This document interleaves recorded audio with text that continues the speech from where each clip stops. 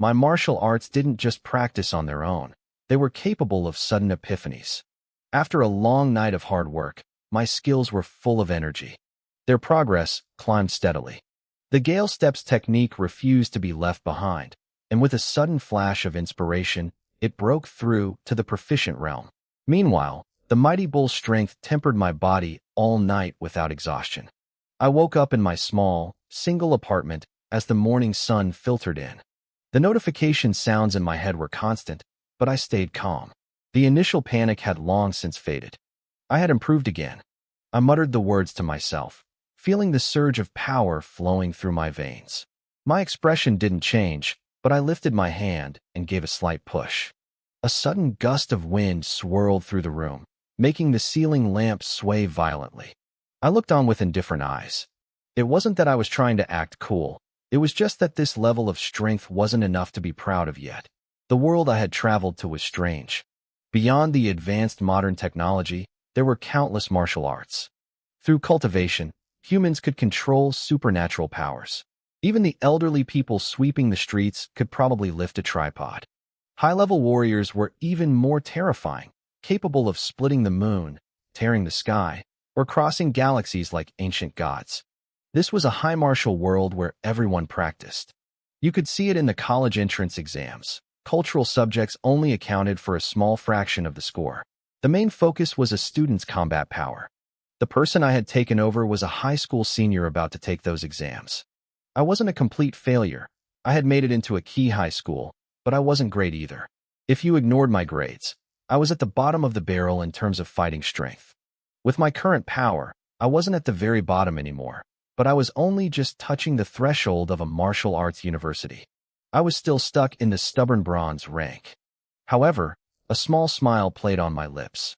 With a thought, a semi-transparent fluorescent interface appeared before my eyes. My stats showed I was at Awakening level 4. My mighty bull strength was at the proficient level with 23% progress. Gale Steps was now proficient at 1%.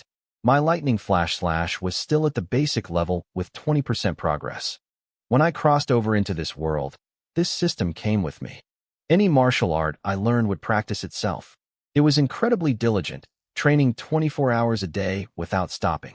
It was a level of grind that would make a corporate CEO weep with joy. Most importantly, the speed was insane. For my predecessor to reach the proficient level in Gale Steps, it would have taken at least 2 or 3 months of bitter training. With the system, it took less than a week. It was 10 times faster. Unfortunately, my actual cultivation level was rising slowly. I couldn't even see the shadow of Awakening level 5 yet. I shook my head and thought about it. The mighty bull strength used for tempering the body was different from other martial arts. As a breathing technique, the realm itself wasn't the problem, but the physical tempering was limited. Breathing techniques require 2 things: the elevation of the technique itself and the physical quality of the practitioner. They were closely related. The higher your realm, the higher the efficiency, but if the energy supply wasn't there, your physical stats wouldn't go up. The solution was simple: nutrition. I needed professional martial arts nutrients or beast meat. But those were expensive. I was an orphan, and my only income was a government allowance of 1,500 yuan a month. In a city like Qingshan, that was enough to survive, but it wasn't nearly enough to support martial arts training. As the saying goes, literature is for the poor, but martial arts is for the rich. I needed to find a way to make money. I got out of bed, my mind set. I wanted to get into a top-tier university. Since my system allowed me to master multiple techniques, I needed to go where the techniques were hidden. And the best place for that was a top university. After a quick breakfast, I walked out of my apartment complex. It was early March, and the morning air was crisp and cold. Frost clung to the budding green leaves along the road. I lived in the old district, and transportation was convenient. The bus was only 1 yuan, and even cheaper with a student discount. But I looked at my bank balance. Only 3 digits left. I chose the green option instead. I warmed up and started running toward school. On the way, I tested my speed. A full 100-meter sprint took me about 7 to 8 seconds. In my previous world, I would have been a super soldier. Half an hour later, I reached Qingshan First High School. I slowed to a walk, sweat dripping from my forehead, but my breathing remained perfectly steady. The mighty bull's strength was famous for its endurance. Near the school gates, I ran into my friend, Guorinyu. He was a chubby kid with a round face and a buzz cut. He was in my class, but his strength was so low that even the teacher told him not to waste energy on training because the exams weren't worth the effort. Guorinyu looked at me with confusion. He scratched his head and noted that lately, I hadn't been late, I hadn't skipped, and I was actually paying attention in class. I kept a straight face and smiled. I told him there were only 100 days left until the exams, and it was time to work hard. If I waited any longer, I wouldn't make it into Galaxy University. Galaxy University was the strongest school in the Human Federation. The number of martial arts they possessed was unimaginable. Guorinyu told me to stop dreaming during the day, saying if I worked hard, I might get into a normal school. I just laughed and changed the subject, asking why he was here so early. He got excited, mentioning that a shop owner named Old Lu had just received a batch of old goods, and he wanted to find a hidden treasure. Without waiting for my answer, he grabbed my wrist and dragged me toward the commercial area. He wanted to show me his skills, so I'd stop calling him a sucker. We wove through a few streets and entered an alleyway. At the end sat an antique shop called Many Treasures. It was small, with only a few shelves. Guorinyu shouted for the owner. A thin old man with a goatee walked out from behind a curtain, rotating 2 walnuts in one hand. He pointed to a shelf and said he had saved the new stock specifically for him. Guorinyu's eyes lit up. He pulled a magnifying glass from his pocket and started inspecting the items with total focus. I just stood there, suppressed a laugh. I knew exactly what kind of shop this was. These places near schools existed just to scam students who dreamed of finding a $1 million relic. In my memory, the most valuable thing Guorinyu ever found was worth 500 yuan, and he had paid 1,000 for it. He was a business genius in reverse. I picked up a clay pot from the counter just to look. Old Lu saw me and walked over with a brilliant smile. He claimed the pot was a relic from before the Federal era, over 3,000 years old, used by an ancient emperor. He offered it to me for a bargain price of 3,000 yuan. I twitched my lip. I could clearly see a line of small text printed on the inside wall of the pot. Produced by Qingshan People's Pottery Factory, March 5, 1099. Suggested retail price, 1.5 yuan. The thing had literally come off the assembly line yesterday. I pointed at the tiny text on the bottom of the pot. Old man, I said, unable to hide my frustration. I'm pretty sure the oldest thing in this shop is you. How dare you? Old Lu snapped. I'm not a thing. He caught himself, realizing his own words sounded like he was calling himself trash.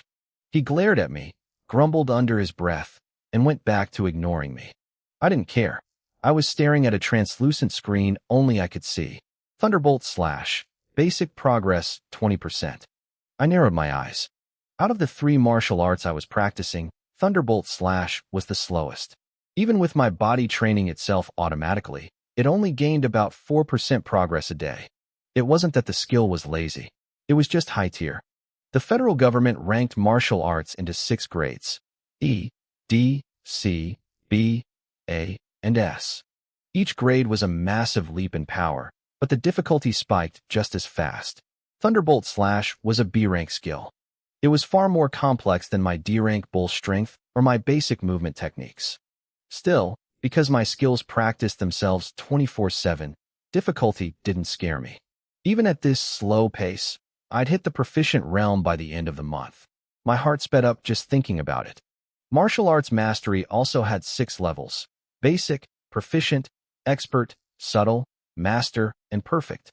Once I hit proficient, my combat power would skyrocket. I'd finally be a middle-of-the-pack student at Qingshan High instead of a bottom-tier loser. I swear on my life, this blade belonged to a god general. Old Lu's voice boomed from across the shop. He was holding a rusted, broken saber, slapping his chest with total conviction. Look at these lightning patterns. That's proof it was bathed in the blood of a thunder beast. I looked over.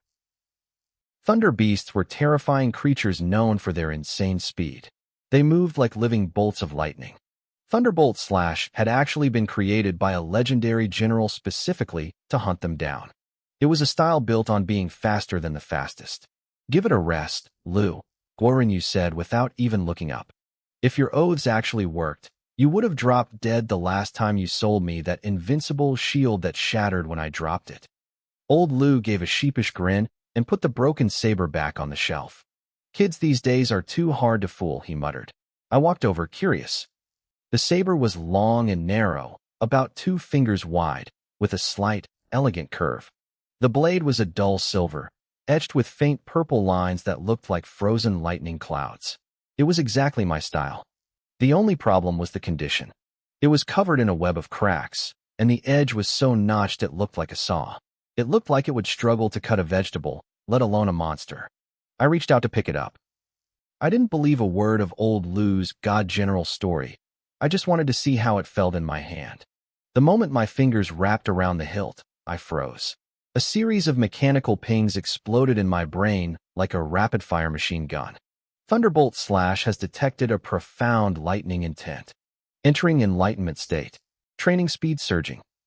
Progress plus 35%, plus 35%, plus 30%, plus 30%. Accumulation complete. Insight depth achieved. Thunderbolt Slash has leveled up. A flood of information slammed into my mind. It wasn't like a game where you just click a button. This was divine empowerment. It was as if decades of combat experience, muscle memory, and secret techniques were being branded into the deepest parts of my brain. Usually, this process was a slow trickle. But in this enlightenment state, it was a data tsunami. My vision blurred. Progress plus 25%, plus 25%. Insight deepening. Achieving secondary leap. Thunderbolt Slash has reached the expert realm. Progress plus 20%. The voices finally stopped. I stood there, breathless, and immediately summoned my status panel. Thunderbolt Slash. Expert. Progress 92%. I swallowed hard. My heart was hammering against my ribs. This was insane. It hadn't just reached proficient. It had skipped an entire level and landed deep into the expert realm. I was a hair's breadth away from the subtle stage. For a normal person to reach this level with a B-rank martial art, they would need 20 years of bitter, daily practice. I had just gained half a lifetime of skill in 10 seconds. With an expert-level Thunderbolt Slash, I could fight people way above my level. I wouldn't just be able to hold my own against the awakening 6th-stage students at school. I could probably beat most of them. In Qingshan High, being able to fight above your rank was the mark of a true genius, a dragon among men. And I had just joined their ranks. But I wasn't done yet. If I could push this to this subtle realm, I'd be able to walk all over the elite students. The subtle realm was a massive watershed moment, a total qualitative change in power. Most people never reached it because it required raw talent and a deep understanding of the skill's essence, not just hard work. I took a few deep breaths to steady my shaking hands. I looked down at the broken saber again, staring until my eyes ached, but the enlightenment didn't trigger again. It seemed the lightning intent inside the blade had a limit. It could only push me this far. Still, old Lou had actually been telling the truth for once. This blade was something special. I had to have it. Old Lou, I said, casually swinging the broken piece of junk around like I didn't care. How much for this? Goran stopped what he was doing and stared at me. And you call me a sucker? My guy, your eyes must be broken. That's a piece of industrial scrap. I wouldn't take that if he paid me to carry it home. Fatty, you've been in this business for 5 minutes. You don't know anything. Old Lou barked at him. Then he turned to me with a predatory glint in his eyes. You have excellent taste. This is a divine weapon. It has slain countless thunder beasts. Since you're a student, I'll give you a deal. He held up a hand, splaying his fingers. 80,000 yuan. I raised an eyebrow. How about a discount? Let's just lop off the zeros and cut it in half. For 1,000. For 1,000. Old Lou wailed, looking like I'd stabbed him. That's less than what I paid for it. Fine, take it. Consider us friends. I shook my head. No, old Lou. You misunderstood my math. What do you mean? He asked, confused. I didn't say 4,000, I said calmly. I said 4 yuan. Old Lou opened his mouth, but no sound came out. He just stood there in stunned silence. In all his years of scamming people, he had never met someone whose idea of lopping off the zeros meant removing every single one of them. Goran, you lost it, bursting into a loud, mocking laugh. Hey Lou, you gonna take that deal? Looks like you finally met your match. For yuan could barely buy a bowl of plain noodles in the school cafeteria. I knew it wasn't enough to actually buy the blade. I was just sending old Lou a signal. I wanted him to know I wasn't some clueless kid he could bleed dry. If you really want it, give me 2,000, old Lou sighed, sounding defeated. At least let me make enough for a bus ride home. 2,000? You just cut off 2 zeros. I scoffed. Kid, give me that knife before I lose my mind. Old Lou barked. Who bargains like this? It's insulting. Is it? I asked innocently. I'm just a student. Shouldn't you be supporting the future hope of the Federation? Honestly, you should probably give it to me for free. And if it's not too much trouble, maybe throw in some cash for my trouble. You want me to pay you to take my stock? He stared at me, dumbfounded. Cash would be best, I continued. I know seniors struggle with mobile payments, but I don't mind a transfer if it's easier for you. After a heated round of back and forth pulling and pushing, we finally settled on a price. I paid him 235 yuan. The free talk was just a tactic, of course. I pulled out my phone and sent the money quickly. Even a broken weapon with a deep martial intent was worth far more than a few $100. I had just scored a massive bargain. More importantly, I realized I had found a potential gold mine. I could use my martial arts epiphany state to verify antiques. It had limits. The item had to be used by a warrior, contain intent, and match a technique I knew. But it was a start. Even if I couldn't get rich, the instant mastery of techniques was worth it. I decided to test my theory. I spent the next few minutes touching everything in the shop. I even tried to grab the 2 walnuts old Lou was rolling in his palm. Unfortunately, nothing happened. Either the rest of the shop was industrial junk, or none of it matched my current skills. I needed to learn more techniques. Since my skills practiced themselves automatically, the more I had, the stronger I'd get. Lin Yuan, it's time, Guoren said, checking his watch. The 100-day countdown ceremony for the college entrance exam starts this morning. We'll be dead if we're late. I nodded, gripped my rusty broken blade, and walked out with him. When we reached Class 15 at Qingshan No. 1 High School, the room was buzzing. Since there were no morning lessons, everyone was gossiping. Most of the guys were stealing glances toward the podium. Standing there was Su Yun, our class teacher. She was 27, a top-tier university grad, and stunning. She wore a crisp white shirt and a tight pencil skirt that highlighted every curve. With her black-rimmed glasses, she looked both professional and incredibly elegant. She was the dream girl of every male student, though few dared to even speak to her. I wasn't intimidated. I tossed my broken blade onto my desk and walked straight up to her. Absolutely not, Su Yun said, her eyes widening as soon as I made my request. She planted her hands on her hips, her arched brows knitting together. A few days ago, you just started a B-rank technique, the Flash Thunder Slash. Now you want another one? I won't allow it. Quality over quantity, Lin Yuan. I looked her dead in the eye, putting on my most sincere face. I swear just this one. After this, I won't bother you again. She looked away, clearly flustered by my intense gaze. What rank are you looking at? B-rank is fine, I said casually. B-rank techniques cost hundreds of thousands on the open market, but they were free at school, provided your teacher approved. Su Yun let out a cold, mocking laugh. Just B-rank? Why not A or S? Teacher Su, this is just a standard high school, I grinned. B-rank is the best we've got. The guys in the classroom were burning with jealousy. If looks could kill, I'd be at the top of the school's hit list for flirting with their goddess. Su Yun sighed, her anger softening into concern. Higher rank means more power, but the difficulty increases exponentially. If you were a freshman, I wouldn't stop you. But the exams are in 100 days. Mastering 1 B rank is hard enough. 2 is impossible. The path of martial arts is about facing challenges, I said with a confident smile. I could afford to be bold. My techniques did all the hard work for me.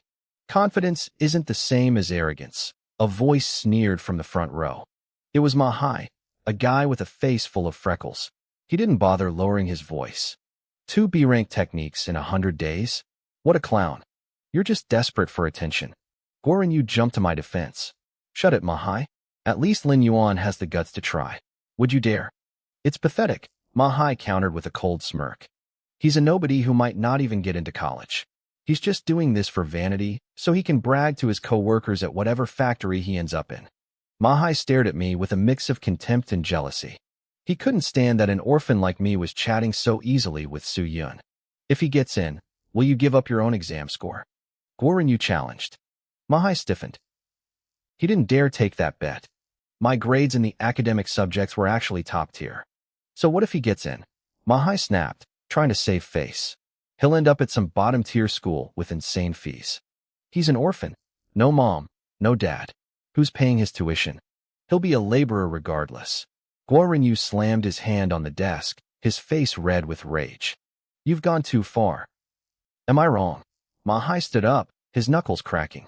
You dare slam a desk at me? You're looking for trouble. We'll settle this in the next practical combat class. Guoren flinched and took a step back. Mahai was at the 6th level of awakening. He could take both of us down with one hand. Sit down, Mahai. A smooth voice interrupted. We're all classmates. There's no need for this. A handsome student named Zhang Wenxi stood up, a polished, perfect smile on his face. The class monitor, Zhang Wenxi, stepped in. Mahai immediately wiped the sneer off his face and replaced it with a fawning smile. Zhang Wenxi gave a small, dignified nod and looked toward the podium. Ning Chuan, go back to your seat, he said calmly. His voice was smooth, but his words were sharp. Mahai's words might be harsh, but he's not entirely wrong. You shouldn't use martial arts as an excuse to constantly bother Ms. Su. She works hard enough managing this class. Just worry about yourself. I glanced at Zhang Wenxi and felt a wave of disgust. He and Mahai were two sides of the same coin. Mahai was loud and crude, while Zhang Wenxi was subtle and manipulative. Both of them just wanted to step on others to feel superior, especially in front of a beautiful woman. You. Zhang Wenxi's eyes turned cold when he saw my expression, but then he noticed Su-yun watching. His face instantly shifted into a look of helpless disappointment. Don't get so worked up, Ning Chuan. To walk the path of martial arts, you need a calm heart. If you're too emotional, you'll never reach the peak. I let out a cold laugh. Zhang Wenxi was good. I had to give him that. In one breath, he managed to show off his own ambition while making me look like a temperamental child. But I didn't have time for his games. I had techniques to learn. I turned back to Su-yun. I just want to pick one more. Su-yun didn't answer right away. She knew I was an orphan. The other teachers had talked about it. She felt sorry for me. I was so close to the threshold of a decent college, and she didn't want to see me throw my future away on a hopeless gamble. To her, spending these final 100 days on a new B-rank technique was a total waste of time. Fine, she said after a long silence. You can pick another one, but on one condition. Tell me, I replied. A small smile played on her red lips. You have to reach the micro level in a technique first. You mean with Thunder Slash? I asked. I felt a surge of relief. My progress with Thunder Slash was already over 90% of the way through the proficient stage. I was almost there. Deal. I'll come find you once I hit the micro level. Mahai couldn't help himself. Ning Chuan, watch your tongue. You've only been practicing that move for a few days. Do you even know how hard it is to reach the micro level? I bet you haven't even mastered the basics yet. The classroom erupted in laughter. Even the students who didn't like Mahai thought I was being delusional. Mahai, don't be so mean, Zhang Wenxi added, though his tone was mocking. It's normal not to master a B-rank move in a few days. Even I struggled. It took me 5 whole days just to learn a simple C-rank technique. The kiss-asses in class immediately started chiming in, saying how Zhang Wenxi would have crushed the technique if he had tried it. Quiet. Su-yun barked, waving her hand to silence the room. She looked at me thoughtfully. Look, I won't make it that hard. Thunder Slash is a B-rank move. It might be too much. If you can get any technique, even a rank 1 move, to the micro level, I'll let you pick another B-rank skill. She was trying to help me. She saw me as a level 4 Awakens student who was stuck. In her mind, focusing on a low-level move was the only way I could possibly stand a chance at a decent college. Only one B-rank move. I asked, testing the waters. Su-yun gave me a playful, challenging look. If you reach micro-level before the exams, you can ask for whatever you want. She clearly didn't think I could do it. The micro-level was a massive hurdle. Even for rank 1 techniques, Many geniuses spend a year reaching the peak of proficiency only to stay stuck there for a decade. I blinked. I just wanted more skills, but the way she said, "whatever you want," made the guys in the room go ballistic. Their eyes were practically shooting fire at me. "No problem. It's a deal," I said firmly. As I turned to walk back to my seat, I nearly jumped. Every guy in the room was staring at me like they wanted to skin me alive. Don't get the wrong idea," I muttered, heading back to my desk. "I just want to practice." Guo Yu leaned over and shoved his elbow into my ribs, grinning like a madman. "Nice move, man. You're officially the most hated guy in school. I thought you were just obsessed with Thunder Slash, but you were playing the long game for Ms. Su's favor this whole time. A total pro." I sighed. "I really just want the B-rank technique." I get it, he whispered, winking. "We're men. I understand. Keep it down." Mahai snapped, turning around with a dark scowl. Guo Yu waited for him to turn back before whispering, "Mahai is petty. He's going to be looking for a reason to jump us. We should lay low for a few days." "Don't worry," I smiled. "Give me a week." In my vision, the glowing numbers flickered. Thunder Slash, proficiency 93%. The next morning at 9 a.m., the sky was clear. A flock of purple birds streaked across the clouds, flying over the crowded training grounds of First High School. It was the day of the 100-day oath ceremony. Red banners hung everywhere on the green fences. The heroes compete, and I hold the blade. 1 second faster, 1 rank higher. Sharpen the sword for 12 years, shine for 100 days. Guo Yu looked at the banners, feeling the hype. "Man, this gets my blood pumping. I feel like I could actually work hard today."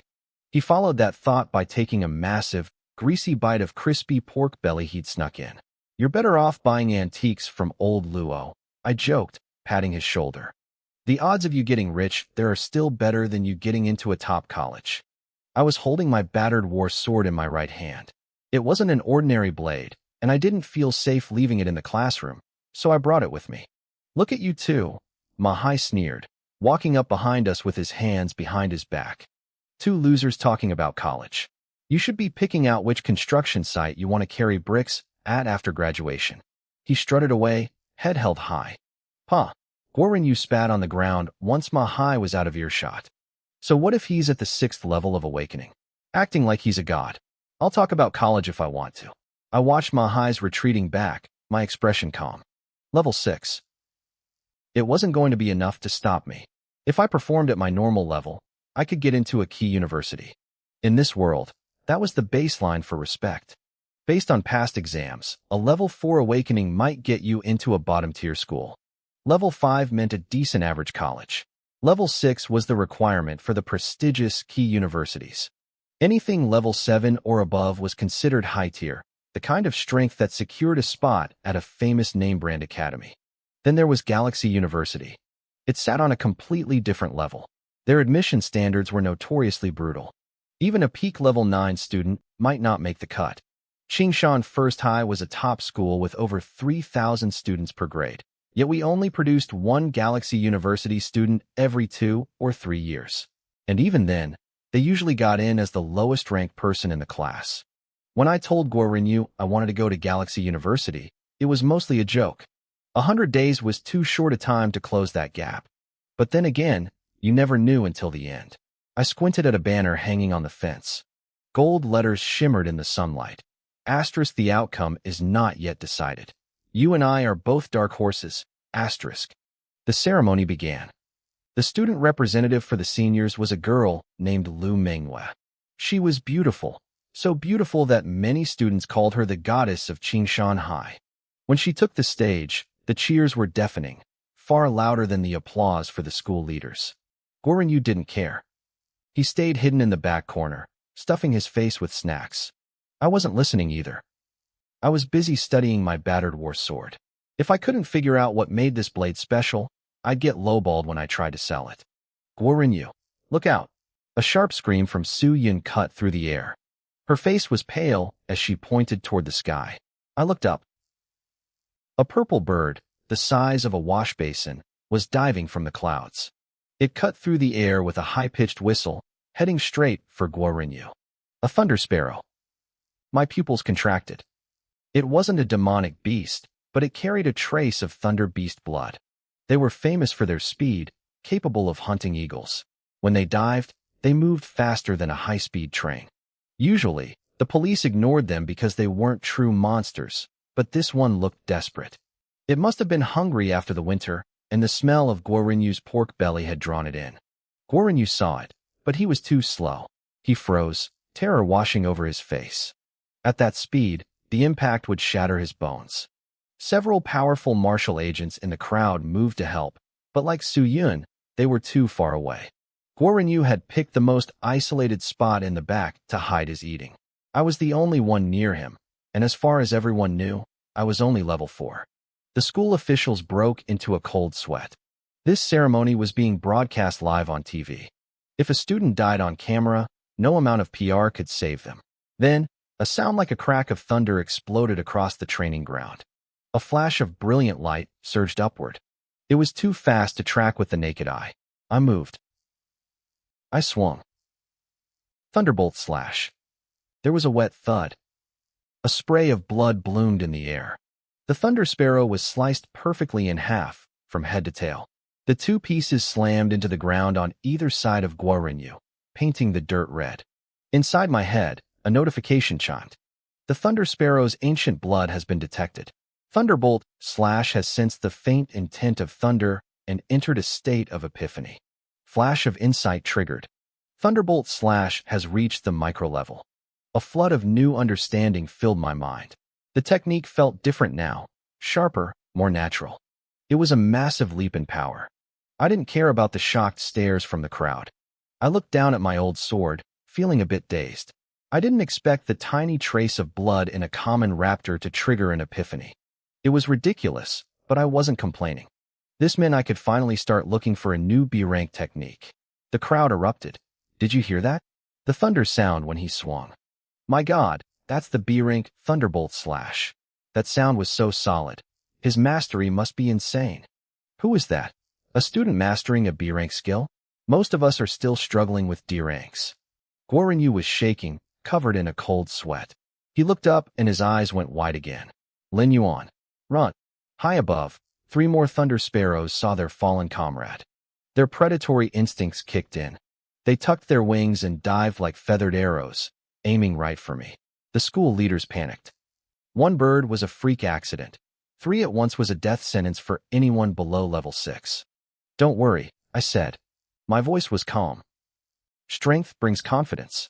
I gripped the hilt and flicked my wrist. Thunderbolt slash. Boom. 3 streaks of light cut through the air simultaneously. I only had 1 sword, but Thunderbolt slash was built for speed. At the micro level, I was a blur. I swung 3 times in less than a second, leaving afterimages on the retinas of everyone watching. Thud, thud, thud. 3 muffled sounds of steel meeting flesh rang out as one. I stood there, one hand on my blade, expressionless. A rain of blood mist fell in front of me. The 3 sparrows didn't even have time to scream before they were bisected, their remains crashing into the red-stained earth. The silence lasted for 3 seconds. Then, the training ground turned into a boiling pot of noise. I looked at the carcasses and felt a small pang of regret. No second epiphany. I guess the blood in these birds was just too thin to push the skill any further. I wondered what would happen if I faced a real thunder beast. I shook my head. I was just starting my path. A real beast was a problem for another day. The crowd saw me shake my head and misinterpreted it completely. To them, it looked like I was disappointed that the fight ended too quickly. He's a monster.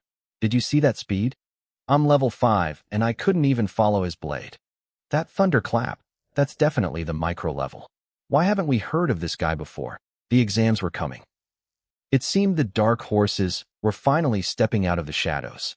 The training ground was absolute chaos. People were reeling, their minds blown by what they'd just seen. The air was thick with the sound of intense, frantic discussion.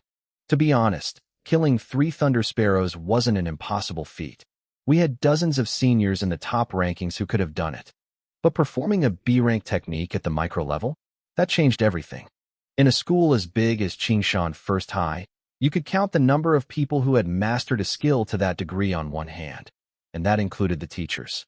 Su Yin stared at me, her her beautiful eyes wide with shock. She knew better than anyone that I'd only asked her for the Thunderbolt/manual 3 days ago. Now, I was already at the micro level. It defied logic. Lin Yuan, you crazy bastard, how the hell did you do that? Guoren shouted. He was so excited he didn't even care about the blood on his clothes. Before I could even open my mouth to answer, he spun around to face Mahai, who was standing nearby looking like he'd swallowed a fly. Hey Mahai, Guoren yelled. Didn't you say Lin Yuan was just showing off? That he was a joke for picking Thunderbolt/? Why don't you go up there and show off like that? Mahai's face turned the color of pig's blood. He didn't know exactly what level my technique was at, but he wasn't blind. My blade speed was something he couldn't touch. Every word he'd said earlier was now a slap to his own face. Guoren wasn't done. He was the type to kick a man while he was down. Does Lin Yuan have the right to talk about elite universities now? With a B-rank skill at this level, top-tier schools might offer him a full scholarship. With your eyesight, maybe you should skip the exams. Come find me after graduation. I'll find you a job carrying bricks at a construction site. Mahai grit his teeth, his face twitching with rage. He had no comeback. He just turned on his heel and walked away. I gave Guoren a quick kick to the back of his knee. If I hadn't stepped in, you'd be dead, I said, shaking my head. You just got your life back and the first thing you want to do is talk trash. It's his fault for being such a jerk, Guoren muttered, scratching his head with a sheepish grin. Just then, the principal arrived with a group of school officials. He took one look at Guoren, who was still holding a half-eaten fried chicken leg, and his face darkened. Don't you know food is banned on the training grounds? That's a formal demerit. You're on cleaning duty for the entire month. Guoren's face fell. Then the principal turned to me. The stern expression vanished instantly, replaced by a smile so wide it nearly reached his ears. He clapped me hard on the shoulder. Well done, student. Facing danger with a blade in hand. You are the pride of Qingshan First High. Don't worry, the school is always generous to those who show such bravery. I noticed a TV crew nearby pointing their cameras at us. The principal gave me a subtle look, and I caught his drift immediately. I straightened my back and put on my most righteous face. It's all thanks to the school's excellent teaching, I said loudly. It gave me the strength and the courage to risk myself for others. The principal beamed. I could tell he liked my style. He'd probably increase my reward after that performance. He ordered the staff to clear away the bird carcasses and continue the ceremony, but nobody was listening to the speeches anymore. Everyone was whispering about me. I didn't care about the attention. I was focused on my broken warblade. I'd noticed something strange. This blade was covered in cracks. It looked like it would shatter if I tried to cut a vegetable with it. Yet it had survived 4 high-speed kills without a scratch. I squinted. The blood was gone. I'd seen the blade get drenched in the sparrow's blood, but now it was clean. Even weirder, some of the cracks looked shallower. A small notch on the edge had actually shrunk. The blade was repairing itself by drinking blood. My heart hammered against my ribs. This thing was way more valuable than I thought. I decided right then that I wasn't selling it. It was perfect for Thunderbolt/, and it clearly had secrets I needed to uncover. I need to give you a name, I whispered. It wasn't just a piece of scrap anymore. I looked at the silver edge and thought of the blood it had swallowed. Silver blood. Under the sunlight, the blade seemed to shiver slightly in response. Around noon, the ceremony finally ended. Lin Yuan. Come to my office. We need to talk. Su Yin walked up to me, her voice as smooth as water. Usually, being called to the office is bad news. But with Su Yin, every guy in the vicinity was staring at me with pure, unadulterated envy. I was officially at the top of the school's most hated list. What are you waiting for? Go. Guoren chuckled, giving me a shove. 10 minutes later, I was in Su Yun's office. She sat behind her desk, her clothes hugging her curves in a way that was honestly distracting. She studied me for a long moment. Can you explain it? Your Thunderbolt/how? I kept my face neutral. I was practicing hard this morning and had a sudden epiphany. I felt like I was just one step away from the micro level. Then, in the heat of the moment on the training ground, trying to save Guoren, it just clicked. I broke through that final barrier. It wasn't a total lie. If you count the system's help as a sudden epiphany, it was basically the truth. An epiphany, Su-Yun repeated softly, nodding. It was the only thing that made sense to her. You have incredible luck. Epiphanies don't care about talent, they're about chance. Many geniuses go their whole lives without one. She leaned forward, her expression serious. But listen to me. An epiphany is a gift, not something you can rely on. You can't expect to just get lucky every time you hit a wall. Real progress comes from the grind. Many students get stuck at a bottleneck, lose their patience, and give up. Don't be one of them. I grinned. I don't think I'll have that problem. I even practice in my sleep. Don't joke with me, she sighed, clearly thinking I was just riding the high of my success. She didn't realize that for me, practicing actually was effortless. I'm serious. It's the repetition that kills people. It gets boring. It gets painful. I'm different, I said honestly. Cultivation makes me happy. She shook her head, giving up on the lecture for now. Fine. Anyway, your Thunderbolt Slash has reached the micro level. Our agreement stands. What do you want? I saw her tense up slightly. She looked nervous. I realized she was probably worried I'd asked for something inappropriate since I was a teenage boy, and she was, well, Su-Yun. I decided to put her out of her misery. I rubbed my hands together and gave her a sheepish smile. Well, it's about the techniques. She braced herself. I want to learn every single B-rank technique the school has, I said. Su-Yun blinked. She looked like she'd misheard me. What? I want to learn them all, I repeated, louder this time. Every B-rank manual in the library. Su-Yun let out a long breath, her shoulders relaxing. She looked relieved, though she still seemed to think I was crazy. Lin Yuan, I appreciate the ambition, but that's impossible. It's not that I don't want to help, but the school has rules. The rules were strict. Every student was limited to learning only 3 or 4 martial arts techniques. It wasn't just about the workload. The martial seals used to transmit these techniques had a limited number of uses. I searched my memories and confirmed it. Usually, 3 or 4 techniques were more than enough for any high schooler to master over 3 years. The original owner of this body hadn't even used his full quota, focusing almost entirely on the violent bull strength to build his foundation. Su-Yun tapped her chin, looking thoughtful. You chose a technique in your sophomore year, she reminded me. And a few days ago, you came to me for the Thunderbolt Slash. That leaves you with 2 slots left. Then I'll take 2 B-rank techniques, I said, feeling a bit disappointed. I really wanted them all, but I had to play by the rules for now. Su-Yun sighed. She looked reluctant, but not because she was stingy. She was worried about my future. In her mind, since I had already reached the micro level with the Thunderbolt Slash, I should be focusing on my breathing methods to increase my raw cultivation level. If I could break into the awakened realm before the entrance exams, I'd have a shot at a top-tier university. But she also seemed afraid that if she said no, I'd ask for something even more inappropriate. Fine, she muttered, giving in. 2 it is. But I'm going to the martial arts building with you. No problem, I replied. We left the office and walked across the campus. It was noon, so the martial arts building was mostly deserted. I'd been here once before, so I didn't waste time looking around. I headed straight for the top floor where the B-rank manuals were kept. The top floor was wide and empty. In the center stood a row of bulletproof glass display cases divided into over 30 compartments. Inside each one sat a square metal cube, slightly larger than a fist.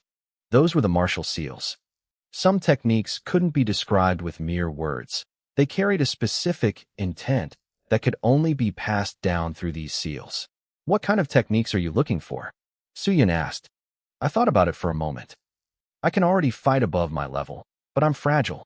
I want a body-hardening technique to boost my defense. Su-Yun's eyes lit up. She nodded. Good choice. Body hardening is notoriously difficult to practice, but once you succeed, it benefits you for life. What about the second one? I rubbed my chin, weighing my options. I was torn. Part of me wanted a movement technique. I had the Gale steps, but that was a basic level 1 skill. A high-level movement technique paired with my micro-level Thunderbolt Slash would make me a nightmare on the battlefield. But another part of me wanted an unarmed combat style. I took a deep breath. I'll take an unarmed combat technique. The entrance exams changed every year. This year, there was a rumor they might focus on unarmed combat. To get the highest score, I couldn't have any glaring weaknesses. My priority was getting into a top school, maybe even Galaxy University. Once I was there, resources wouldn't be an issue. Besides, my Gale steps were leveling up fast enough to last me a while. Suyin actually smiled. She looked relieved. She had probably followed me here fearing I'd be blinded by my success, and picked 2 more saber techniques. 15 minutes later, I made my choice. First, the Eternal Slaughter Art. It was an unarmed style known for being vicious and unpredictable. The strikes came from impossible angles, making it nearly impossible to defend against. More importantly, the internal force it generated was devastating. Once mastered, it could shatter a target's bones with a single touch. Second, the Vajra body. This was a body-hardening technique with 9 levels. At full mastery, the body became so tough that bullets would bounce off. I chose it for another reason, too. It was actually an incomplete manual. If it were whole, it would have 18 levels and be ranked as an S-class technique. If I ever found the rest, the potential was limitless. Suyun's lip twitched as she stared at my choices. Are you serious? She looked like she regretted being happy earlier. The Vajra body and the Eternal Slaughter Art are powerful, yes, but their difficulty is insane. These are the absolute peak of B rank.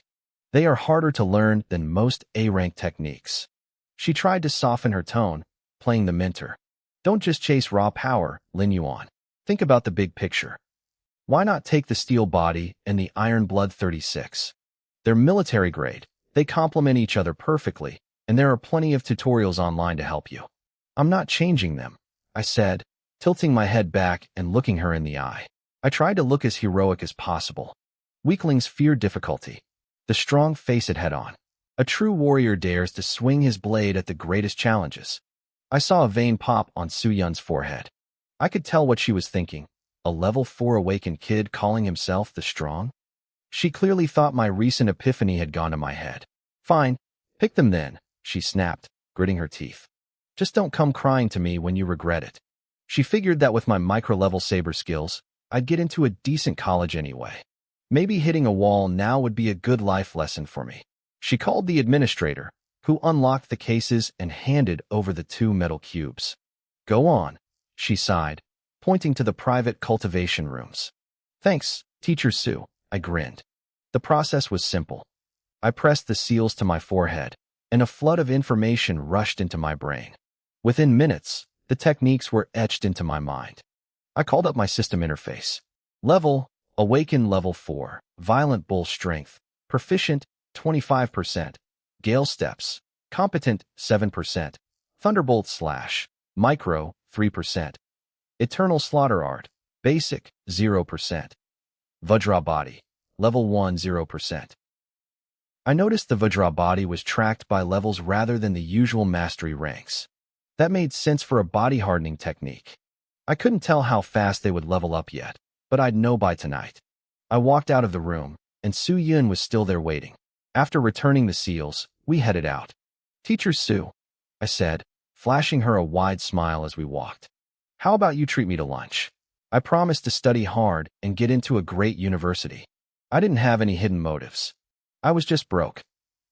I didn't want to sell my silver blood saber yet, and until I found another way to make money, I had to save every penny. Suyun hesitated, then nodded. Fine. There's a decent place on the commercial street outside the school. She seemed relieved I was asking for noodles instead of something impossible this time. Suyun's treat left me with a good impression of her. After finishing the free lunch, I headed back to the classroom. The afternoon was filled with 3 core subjects: math, physics, and chemistry. These weren't just hurdles for the college entrance exam. They were vital for martial arts. The creator of the Thunderbolt Slash held a PhD in physics. He once famously said that without aerodynamics, the Thunderbolt Slash wouldn't even be faster than a Thunder Beast. Even the nuclear explosion god Fist, one of the Federation's strongest techniques, required a deep understanding of nuclear fusion and fission. You couldn't even start learning it without the science. Mastery of these subjects didn't make you a powerhouse, but it was the foundation needed to reach the peak. Luckily, my predecessor was a good student. I didn't find the lessons difficult. When the bell rang for a break, I stretched my neck and looked around. The entire class was pointing at me, whispering in small groups. I was used to it by now. After killing those thunder sparrows at the training ground, I had become famous. A level 4 awakened with a high-level B-rank technique was a rare sight. Mahai didn't like the attention I was getting. He let out a cold snort to the students around him. "You're overestimating him," he sneered. "Thunder sparrows aren't that hard to kill. They aren't high-level beasts. They're stupid.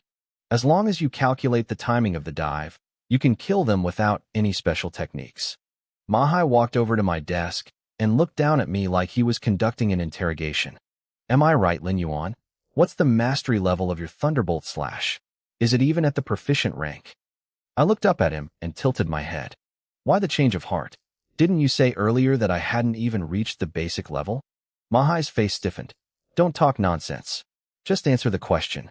"If you want to know so badly," I said, my eyes turning cold, "why don't you feel it for yourself? Martial arts is about a clear mind and swift action. If you can fight, don't waste words." My hand blurred as I gripped the silver blood saber and stood up in one motion. A sound like a clap of thunder erupted from my body. I unleashed the Thunderbolt slash right there in the classroom. A flash of light illuminated the room, followed by the roar of the strike. Mahai didn't expect me to actually attack. He blinked, and by the time he realized what happened, my blade was pressed firmly against his throat. The cold metal sent a shiver through his skin. "So," I grinned at him, baring my teeth, "what level do you think I am now?"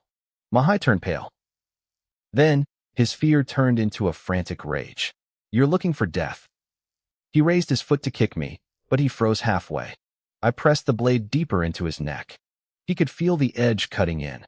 My smile told him everything he needed to know. If he moved, I would open his throat. You're attacking me in private?" Mahai swallowed hard, his voice shaking. "You want to get expelled?" He was trying to act tough for the crowd, but everyone could see he was folding. In a student conflict, only the loser starts quoting the school rules. The students were stunned. Mahai was in the top 10 of our class and a close friend of the class monitor, Zhang Wenxi. He was usually the bully, not the victim. "Lin Yuan, put that sword away." Our physics teacher, Mr. Wang, shouted from the podium as he packed his books. "I know your Thunderbolt slash has reached the micro level, but this is dangerous. One slip with a technique that powerful, and we'd have a tragedy on our hands." "Sorry, Mr. Wang," I said smoothly. I spun the silver blood saber and sheathed it. Mahai was just curious about my mastery level. I wanted him to experience it firsthand. Mahai stood there, his face shifting between pale and beet red. He had become a laughingstock. A B-rank technique at the micro level meant I could fight people 2 levels above me. No wonder I didn't give him any face. The classroom buzzed. People realized that with this kind of lethality, I was no longer just a struggling student. I had a real shot at a top-tier university. Zhang Wenxi's expression darkened. He liked being the center of attention, and he hated that I was stealing his spotlight, especially after I had rejected his invitation earlier. He stood up and walked over, flashing a practiced, diplomatic smile. "A prestigious university is still a long shot," Zhang Wenxi said to the room. "I'm not looking down on Lin Yuan. His attack power is undeniable. But the entrance exam isn't a duel. It tests comprehensive ability. Being a level 4 with level 6 combat power only gets you into an average college." He paused, enjoying the silence.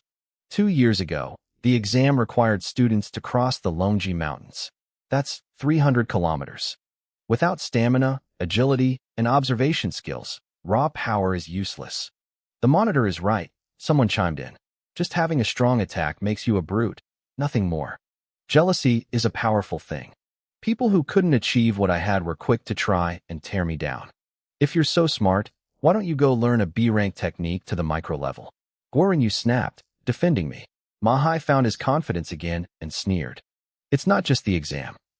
It's life after graduation. The modern federation doesn't have that much fighting. If your core level is low, nobody will hire you. What's the use of one-sword technique? You'll be unemployed the day you graduate." I toyed with the hilt of my saber. I should have drawn a little blood earlier. Maybe then he would have learned to keep his mouth shut. "President Liu?" "What are you doing here?" someone shouted. The room went dead silent. A girl walked through the door. She had a delicate face, pale skin, and long hair that transitioned from light green to deep blue, shimmering like a nebula. It was Lu Mingyue. She was the student council president and the star of the morning ceremony. She was at the peak of level 9, just half a step away from being a true martial artist. She was the school's best hope for Galaxy University. Zhang Wenxi's smile brightened as he hurried toward her. Mingyue, did you need something? You could have just sent for me. I'm not here for you, Lu Mingyue said coldly. She didn't even slow down. She walked right past Zhang Wenxi, leaving him standing there like an idiot. His face flushed a deep, embarrassed red. The students nearby were biting their lips, trying their best not to burst out laughing. If he hadn't been the class monitor, they probably would have roared. Lu Mingyue kept walking until she stopped directly in front of me. The entire room went silent as they watched her. Student Lin Yuan, right? She asked. A faint, elegant smile played on her lips. I raised an eyebrow, feeling a bit surprised. In my memory, the original owner of this body and Lu Mingyue were total strangers. Did you need something? I asked. She nodded slightly. I saw you kill those thunder sparrows this morning. Your mastery of the thunderbolt slash is incredible. It's far beyond mine. To demonstrate, she pressed her fingers together and swung her hand forward in a chopping motion. A low rumble echoed from her body, but compared to the thunderous crack I produced, her sound was muffled and scattered. It didn't sound like real lightning at all. My thunderbolt slash has been stuck below the proficient level for a long time, she admitted. I'd like to ask you to guide my training. She paused, then added, as for the fee, I can pay you 1,000 yuan per hour. Does that work for you? The classroom exploded into whispers. Lu Mingyue, the girl at the top of the school's food chain, was asking me for help and offering that kind of money? In Qingshan City, the average monthly salary was barely 4,000 yuan. She was offering a quarter of that for a single hour of work. But I didn't answer immediately. I just stood there. What are you waiting for? Guoren Yu hissed next to me, sounding desperate. I wasn't being greedy, I was worried. The truth was, my micro-level mastery came from my system. The skill had literally trained itself. I had the insights and the muscle memory, but I didn't actually know the difficulties of learning it the normal way. I didn't want to scam her, mostly because I didn't dare to. Her family owned the Jidao Martial Arts Hall, the biggest one in the city. If I tried to fake it and got caught, I wouldn't just lose the money. I'd probably get a beating. But 3,000 yuan? I couldn't let that go. As I frowned in thought, Lu Mingyue must have misread my hesitation. Student Lin, she said, dipping her head slightly. That was my mistake. 1,000 is the standard rate at my family's gym. But since the Thunderbolt Slash is one of the hardest B-rank techniques, the fee should be higher. I didn't mean to insult you. Let's try 3,000 per hour. Is that acceptable? I blinked. Well, that was an unexpected bonus.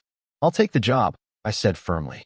Even if I turned out to be a terrible teacher, I figured I could at least get through the first hour and pocket the cash.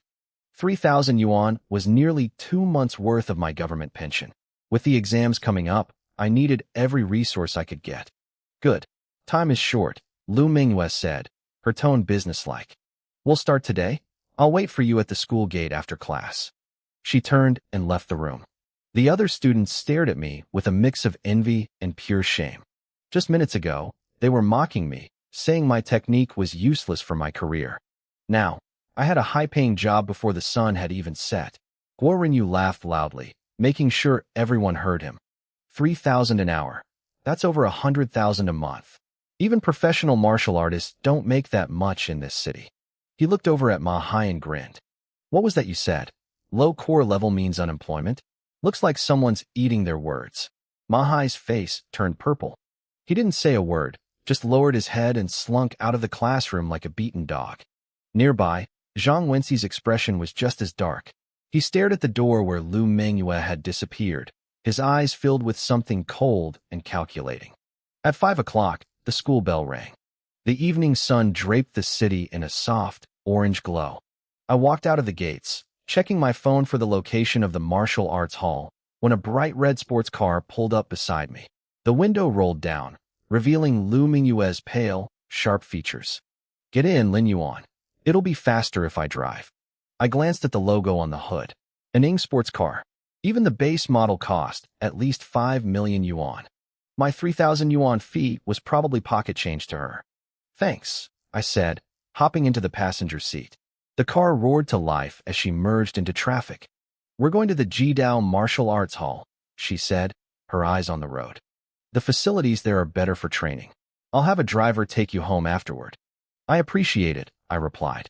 For the rest of the ride, I stayed quiet, racking my brain for a way to actually teach her. If I could keep this job until the exams, I could afford enough resources to skyrocket my power. I might even have a shot at a top 10 university. But I had to deliver results first. 10 minutes later, she drifted the car into a perfect stop in front of a massive building. It was only 3 stories tall, but it covered as much ground as our school's entire training field. A man in a black suit ran over immediately. "Miss," he said, bowing. "Prepare a private training room," she said, tossing him the keys without looking. I followed her inside. The lobby was bright and chaotic, filled with over 1,000 students in training uniforms. There were little kids and teenagers my age, all sweating through their drills.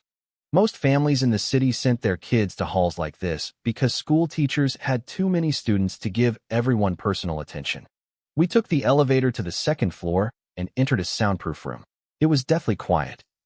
"So, Student Lin," she said, turning to face me. "How should we begin?" I cleared my throat. I needed to manage her expectations. "I haven't been practicing the Thunderbolt slash for very long," I told her. My breakthrough to the micro level was mostly due to a sudden moment of enlightenment. "I'll do my best, but I might not be the most traditional teacher." I gave her a reason to explain away my skill, and she took it. "Don't be so formal," Lu Mingyue said, stretching her body slightly with a faint smile. "Just call me by my name. Don't be nervous. With your micro-level mastery of the Thunderbolt slash, guiding me shouldn't be hard at all. I'll perform the technique, and you just point out my flaws." I breathed a massive sigh of relief. This was much simpler than I had imagined. I had been worried she'd expect me to explain how to break through a bottleneck, something I had no clue how to put into words. In reality, bottlenecks are mysterious. They require a practitioner's own sudden realization, not a lecture. The job was mine. 3,000 credits an hour. I couldn't hide the slight curve of my lips. With this money, my cultivation speed was about to explode. The top 10 universities in the Federation didn't feel like a distant dream anymore. They felt like a destination. As I was mentally debating which elite school to pick, Lu Mingyue walked to a weapon rack. She picked up a long, unsharpened combat blade and pointed it straight at me. "One more thing," she added. "You're also going to be my sparring partner. We'll fight using only the Thunderbolt slash. Real combat is the best way to deepen my understanding." My face twitched. I had no intention of trying to look tough in front of a beautiful girl when the stakes were this high. "I'm only at Awakening level 4, I said bluntly. It wasn't that I was a coward. She was at the peak of Awakening level 9. Even with my perfect level technique, the raw gap in physical power was too massive to bridge. She could crush me with pure strength alone. "My fault. I didn't clarify," she said, her lips pulling into an apologetic smile. "I'll suppress my strength. I'll keep my speed and power at the same level as yours." She paused, looking me over. "What breathing technique do you use?" "Earth rank, the Mighty Bull Strength," I replied, shrugging. I knew why she asked. Different breathing techniques tempered the body differently. The higher the grade, the better the boost to strength, speed, and senses. But high-grade techniques were a double-edged sword. They consumed massive amounts of energy. Without enough resources and food to back them up, they actually slowed you down. That was why I hadn't switched to a higher level one yet. My current diet couldn't support it. "Let's begin then," Lu Mingyue said. She took a deep breath, her expression turning solemn. She raised her blade, and with a sudden crack of thunder from her movements, she swung. She kept it slow so I could track the motion. "Your wrist angle is wrong," I said after a moment of thought. "It's too high. That gives you more power, sure, but the Thunderbolt slash is about pure speed. Speed is the foundation." "I'll try again," she said, swinging once more. "Still not right. It looks too forced. This style doesn't have fixed moves. The core is the simultaneous exertion of multiple muscle groups across your whole body." Under my guidance, she practiced over and over. An hour slipped by before we knew it. "Let's stop the drills there," she said, taking a towel from a nearby waiter to wipe the sweat from her forehead. "Now we spar." "Fine," I said. I grabbed a training blade from the rack. Ever since I had killed those thunder sparrows this morning, my mindset had changed. I wasn't afraid of a fight anymore. We stood in the center of the room, facing off. "Start," she barked. She lunged, her foot sinking deep into the thick floor mats.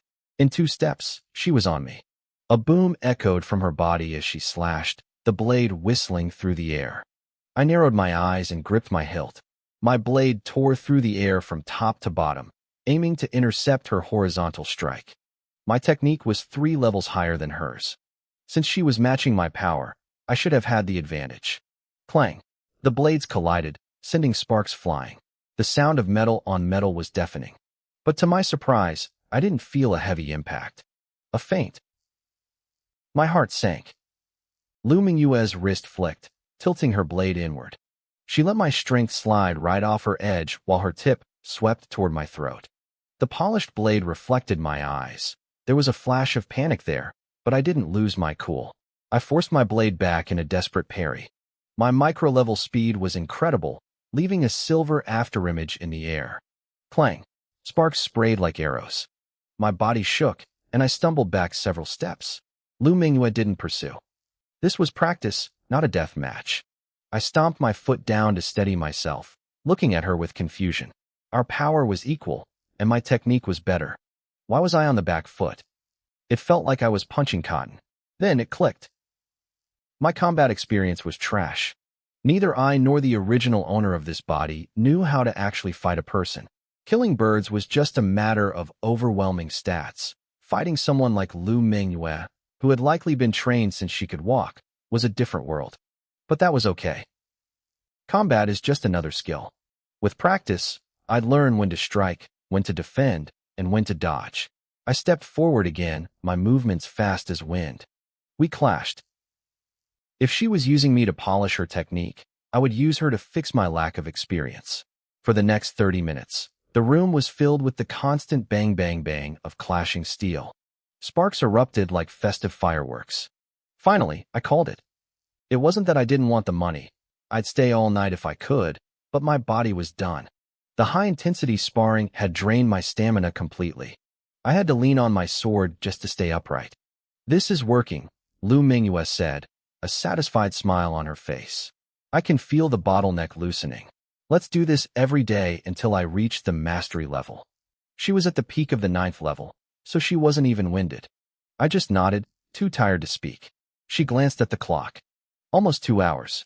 Your skill is even higher than I thought, so we'll call it a full 2 hours." "Thanks," I rasped. "Can I be paid daily?" I needed that cash for resources immediately. "Of course," she said. "I was planning on settling up every day anyway." Lu Mingyue smiled and glanced sideways at the middle-aged man standing behind her. She asked Uncle Yang to go grab 6,000 credits in cash. He nodded and left quickly. I waited, my muscles still twitching from the exertion. A short while later, I was sitting in the back of a black sedan. Uncle Yang was driving. I didn't want him dropping me off right at my doorstep in the old district. It was a lonely, remote area with few residents, and I preferred to keep my private life private. I asked him to drop me at the large shopping plaza nearby instead. It was the only place to get supplies, even if the rent in my neighborhood was dirt cheap at $400 a month. The car pulled over. I thanked Uncle Yang, stepped out, and headed straight into the plaza. I didn't wander. I went directly to the counter selling monster meat. This wasn't like a normal butcher shop. Armed guards patrolled the area like they were protecting a bank vault. Security was tight because monster meat was liquid gold. The cheap stuff cost hundreds per pound. The high-quality cuts were astronomical. The salesman behind the counter was a middle-aged man who saw my school uniform and grinned. He offered me some prime horned pig meat, claiming it was full of energy and easy to absorb. He said it was on sale for 888 credits a pound. My teeth ached just looking at the price tag. I did the math. The 6,000 I just earned would barely buy 7 pounds. With my appetite, that wouldn't even last 2 meals.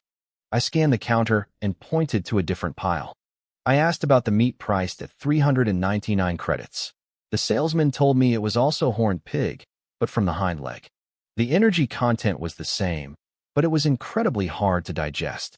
For most students, It was a waste of money because they could only practice their breathing techniques for a few hours a day. The energy would just sit in their gut and go to waste. My eyes lit up. My breathing technique never stopped. Slow digestion wasn't a flaw for me. It was a feature. I told them I'd take 15 pounds. It cost me 5,900 credits. As I handed over the cash, I felt a physical pang of pain in my chest. The money hadn't even gotten warm in my pocket before it was gone. But I didn't regret it. Strength was the only investment that mattered. I grabbed some ginger, garlic, and scallions on my way out. Back at my small apartment, I threw everything into a pressure cooker. It wasn't gourmet, but it kept the nutrients intact. When it was done, I didn't care about the heat.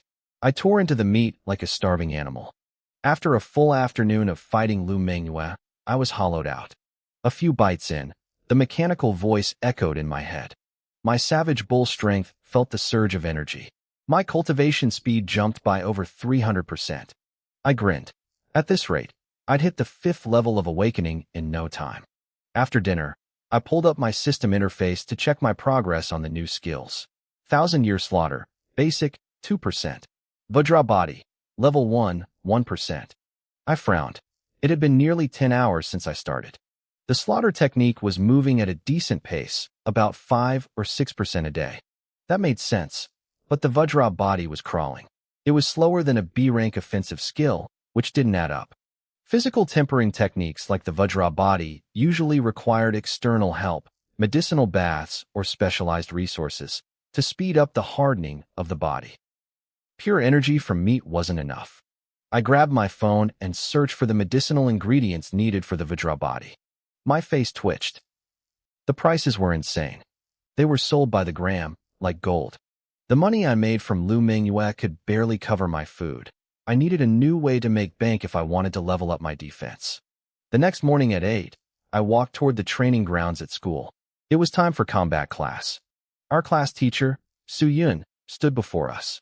She didn't waste time with lectures. She told us to pair up and start sparring. Guorenyu walked toward me with a smirk, ready for our usual routine of slacking off.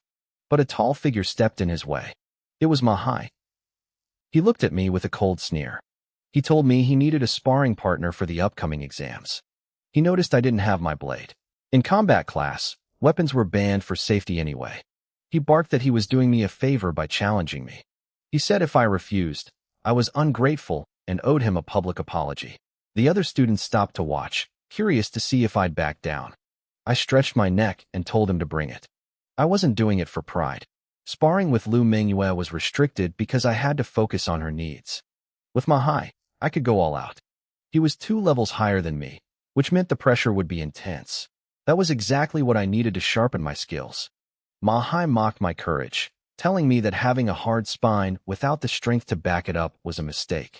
He lunged, covering 10 meters in a single stride, his hand whistling through the air toward my face. Mahai's right arm snapped straight, stiff as an iron axe. He swung it toward my face with a heavy, whistling force. It was the battle axe chop, a brutal, unarmed technique built for raw power. He was fast. My eyes narrowed as I felt the wind from his strike. His speed was terrifying, proving his cultivation level was no joke. But I didn't panic. I crossed my arms in front of my face, bracing for the impact. The collision sounded like a dull thud. A massive wave of force slammed into me, too heavy to stop cold. I had to retreat, backpedaling frantically to bleed off the momentum. My heels dug deep into the training ground, tearing up chunks of grass with every step. I stumbled back 7 or 8 paces before I finally regained my balance. My sleeves were shredded. The skin on my forearms immediately turned a deep, angry red, swelling up from the impact. Then, a familiar notification flashed in my mind. Your body has sustained damage. The diamond body technique feels guilty for its failure and is now training at maximum capacity. Progress speed is skyrocketing. I raised an eyebrow. This was a pleasant surprise. It seemed that as long as I engaged in hand-to-hand combat, I could level up my defense even without expensive medicinal baths. Mahai didn't give me a second to breathe. He let out a cold laugh, sensing he had the upper hand. He lunged again, his fingers curving into iron hooks. This was the fox hunter's claw. His hand tore through the air with a sharp whistle, aiming to rip right through me. I pushed off the ground, activating my swift wind steps. I had already reached the proficient level with this movement technique. With a quick diagonal shift, I blurred past his reach. As he overextended, I pivoted to his flank. I pressed my fingers together, forming a blade, and thrust them toward Mahai's throat. The air vibrated with a sound like tearing silk. Child's play, Mahai sneered. As a level 6 awakened, his reflexes were sharp. He tracked my movement in less than a second and swung his fist to intercept my wrist. But just as he was about to hit me, his expression changed. My right arm gave a sudden, crisp shake. It felt like my bones had shifted, allowing my hand to snake around his guard at a bizarre, impossible angle. It looked like a venomous serpent swaying its head. Slap. The sound echoed across the field. I caught Mahai right across the face with a massive amount of force. His head snapped to the side. A bright red handprint bloomed on his cheek as the crowd gasped in shock. That was the hidden snake strike, one of the lethal moves from the eternal killing art. It allowed me to change direction mid-strike, making it nearly impossible to predict. I felt a pang of regret, though. If my mastery were higher, that strike would have crushed his windpipe instead of just stinging his pride. Nearby, Su Yun's eyes widened. She looked stunned.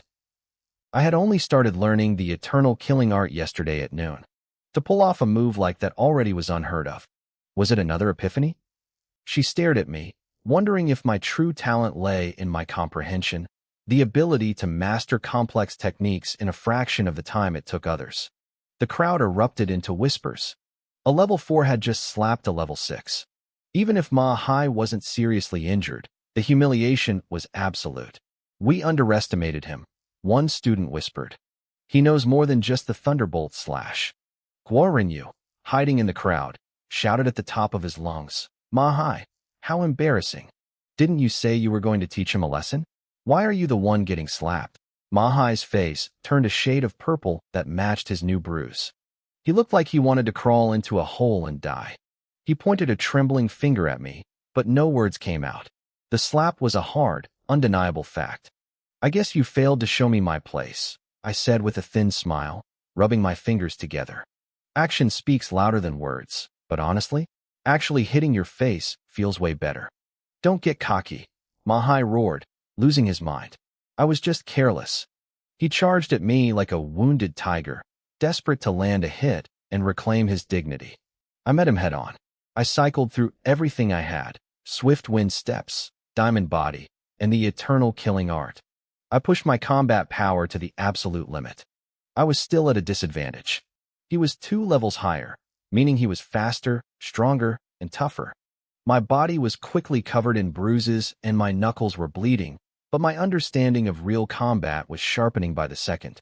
I ignored the pain and stayed focused, timing my strikes with cold precision. Mahai's attacks were fierce, but he couldn't take me down. The bell rang 15 minutes later, signaling the end of the session. The crowd stood in stunned silence as we finally pulled apart. We were still at a stalemate.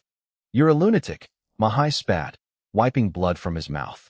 He had been winning on paper, but I had forced him into a war of attrition, trading blow for blow. He didn't realize that while his hits hurt me more, I was happy to take the damage to level up. I was gasping for air, my body a map of purple welts and swelling. But I was grinning. I looked at my internal interface. Diamond body level 1, progress 5%. That one fight had boosted my progress by 3%, more than a whole day of solo training. Mahai stepped closer, his voice low and threatening. You better quit that job as Luming's sparring partner. Someone like her is out of your league. If you don't, I'll beat you every single day. He glared at me. Even without combat class, I'll find a reason to jump you. The school won't stop me. Try me. I blinked. A beating every day? From a high-level sparring partner for free? I almost laughed out loud at my good luck. I'm out of her league. I mocked, looking him up and down. And you think you're in it? My dad is a multi-millionaire, Mahai hissed, leaning into my ear with a cold, arrogant sneer. We own 7 properties. What do you have, orphan? This beating is a greeting from Brother Zhang, Mahai sneered, his voice dripping with arrogance. You'd better be smart. Otherwise, your end will be worse than you can imagine. Brother Zhang. I repeated, narrowing my eyes. You mean Zhang Wenxi? As long as you know, Mahai said. He seemed to enjoy the drama, striking a cold pose before turning on his heel and marching away. I watched him go, my mind racing. Was this about Lu Mingyue or something else? I glanced over at Zhang Wenxi, who was standing not far away. I rubbed my chin but didn't move to confront him. Zhang Wenxi had reached the 7th stage of awakening. He was a high-level practitioner. Even if I used my silver blood warblade, I wouldn't be his match yet. I'd settle this debt later. Lin Yuan, are you okay? Should I take you to the school clinic? Guo Rinyu rushed over, his face pale with worry. I shrugged and gave him a painful smile. It's a small problem. It looks bad, but it's mostly surface stuff. A little medicinal oil and a few days of rest, and I'll be fine. The nearby students overheard me and looked over with newfound respect. Fighting someone 2 stages above me and holding my own was no small feat. Come to my office, a voice said. It was soft, like flowing water.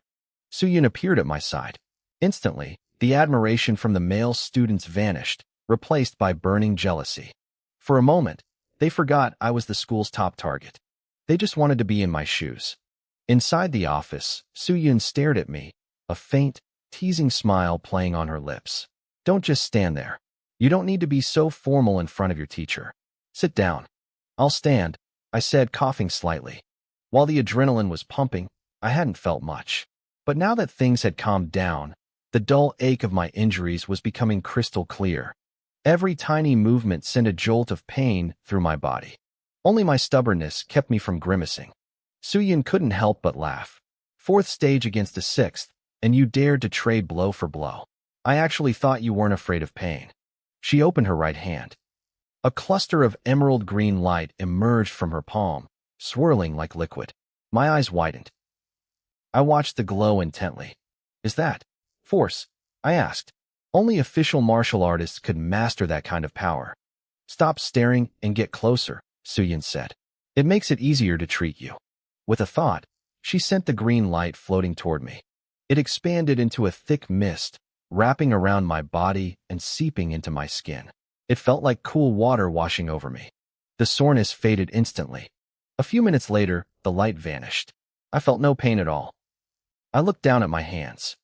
The swelling was gone. Even the split skin on my knuckles had completely healed. How did you do that? I asked, genuinely shocked. Was an official martial artist really this powerful? And Suyun was considered one of the weaker ones. The top-tier experts, the ones compared to gods. Maybe those stories weren't exaggerations after all. You're too weak right now. There's no need to know the details, Suyun said, waving her hand dismissively. Once you reach the 9th stage of awakening, your university tutors will tell you. She pulled a square, gauze-wrapped package from her desk drawer. It was about the size of a soccer ball. The school leaders asked about you after you killed that thunder sparrow to save Guo Rinyu, she explained, handing the package to me. After some discussion, they decided to give you this. I took it. A faint, medicinal scent drifted to my nose. A medicine pack? Yes, Suyun nodded. It's specifically for the diamond body medicinal bath. Just throw it in water and soak. Teacher Su, thank you. I grinned. This was exactly what I needed. Suyun rolled her eyes. Don't get too excited. The bath only helps a little with the cultivation. It doesn't change the fact that diamond body is incredibly hard to master. Don't expect to break through to the 2nd level before the college entrance exams. What if I didn't have the medicine? I asked, curious about the normal pace. If you practice day and night without stopping, Suyun said bluntly. And if you were lucky, you might hit the 2nd level by the time you graduate university. She was clearly trying to discourage me, so I'd focus on my breathing techniques instead. But she didn't realize her mistake. I actually let out a small laugh. Take your medicine and get back to class, Suyun snapped, gritting her teeth. She was so annoyed she forgot to even ask about my martial arts talent. Goodbye, Teacher Su. I walked out of the office, feeling great. She completely misunderstood how my diamond body worked. Even without the stimulus of an injury, my progress was over 2% a day. I'd hit the 2nd level in about a month. For a normal person, it took 4 years. When I got back to the classroom, everyone stared. Guo Rinyu circled me, looking confused. Where are your injuries? Teacher Su used her force to heal me, I said casually. I heard the sound of hearts breaking all over the room. Healing someone with force wasn't easy, especially with as many bruises as I had. The fact that Suyun went through the trouble for me made every guy in the room lose their minds. Mahai sat in the corner, rubbing his swollen face with a bottle of ice water. He looked like he wanted to cry. He was an elite student, yet Suyun hadn't offered to heal him. He glared at me, his eyes full of hate. After school, I took Lu Mingyue's red sports car to the Jidao dojo. Like the day before, I coached her, demonstrated techniques, and worked until I was exhausted. I pocketed my 6,000 credits, bought 15 pounds of high-energy pork, and headed home. It was time to test the bath. I ran the water in the tub, not caring about the exact amount as long as it covered my body. I tossed the medicine pack in. Within seconds, the water turned a bright, golden orange, looking almost like juice. I stripped down and climbed in. The system voice rang in my head immediately.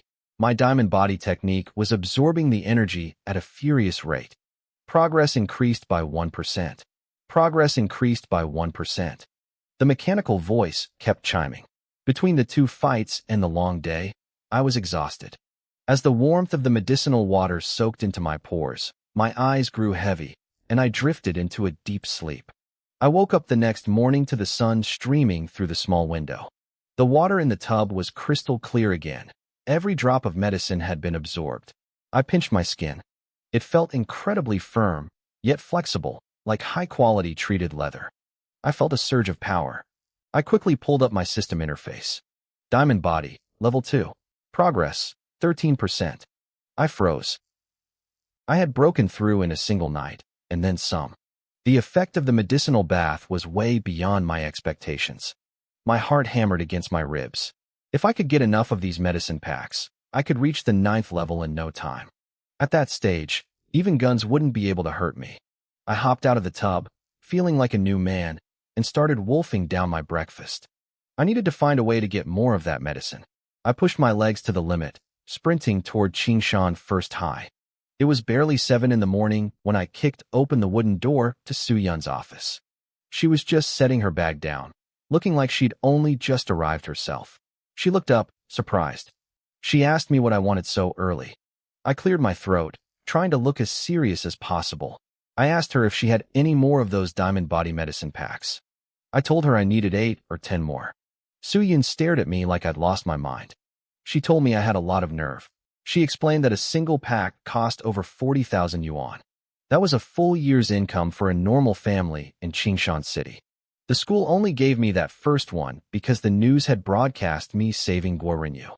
I gave her a sheepish smile. I knew the school had deep connections but limited cash. 40,000 yuan was a massive hit to their budget. Suyun sighed and told me not to throw the old pack away. She said it was meant to last a month. I was supposed to reuse it until the water stopped changing color. I shook my head. I told her the truth. I'd absorbed the entire thing in one night. I even told her my diamond body had already reached the 2nd level. She just laughed at me. She didn't believe a word of it.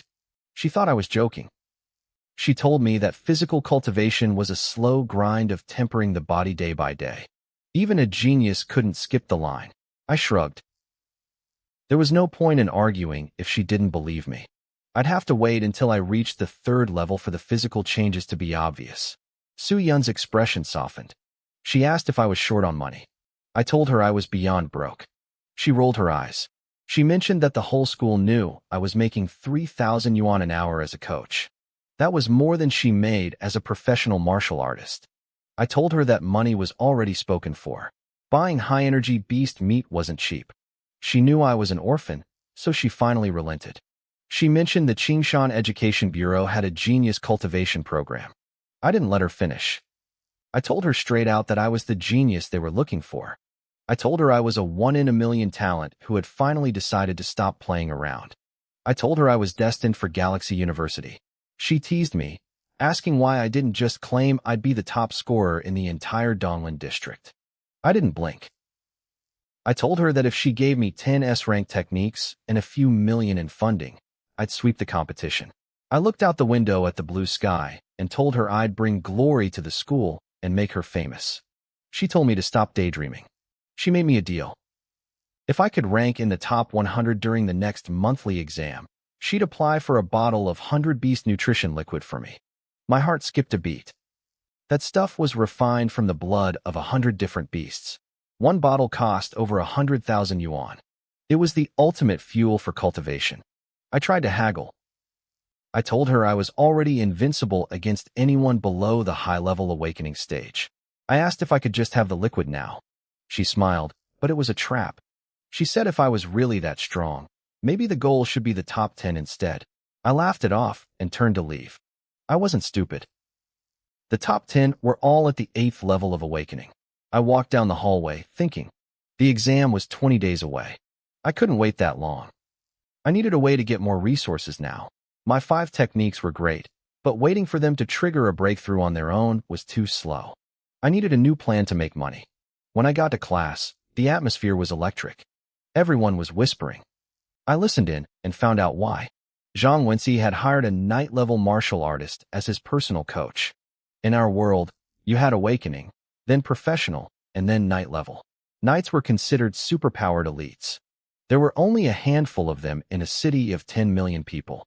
I saw Ma Hai standing in front of Zhang Wenxi, bowing like a servant. He was acting incredibly humble. Zhang Wenxi acted like a gracious prince, telling Ma Hai to come over this weekend so the coach could give him some pointers. Ma Hai looked like he'd won the lottery. The other students were green with envy. You couldn't just buy a night-level coach with money. You needed serious connections. Goran Yu leaned over and whispered to me. He wondered why Ma Hai was sucking up so hard since his family was already rich. I realized the truth. Ma Hai was desperate for a breakthrough to the 7th level so he could get into a prestigious university.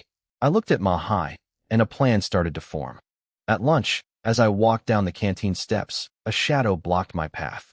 Ma Hai was standing there with a group of tough-looking students. They surrounded me, looking for a fight. Ma Hai told me we needed to talk. I didn't mind. In fact, I was looking for him too. We walked to a quiet grove behind the training field. It was deserted. Ma Hai turned to me, his eyes full of spite. He told me I had a lot of guts to be seen with Lu Mengyue. Ma Hai cracked his neck, the sound sharp and clear in the quiet grove. He looked at me with a sneer, telling me that if he didn't give me a memory to cherish, I'd never take his words to heart.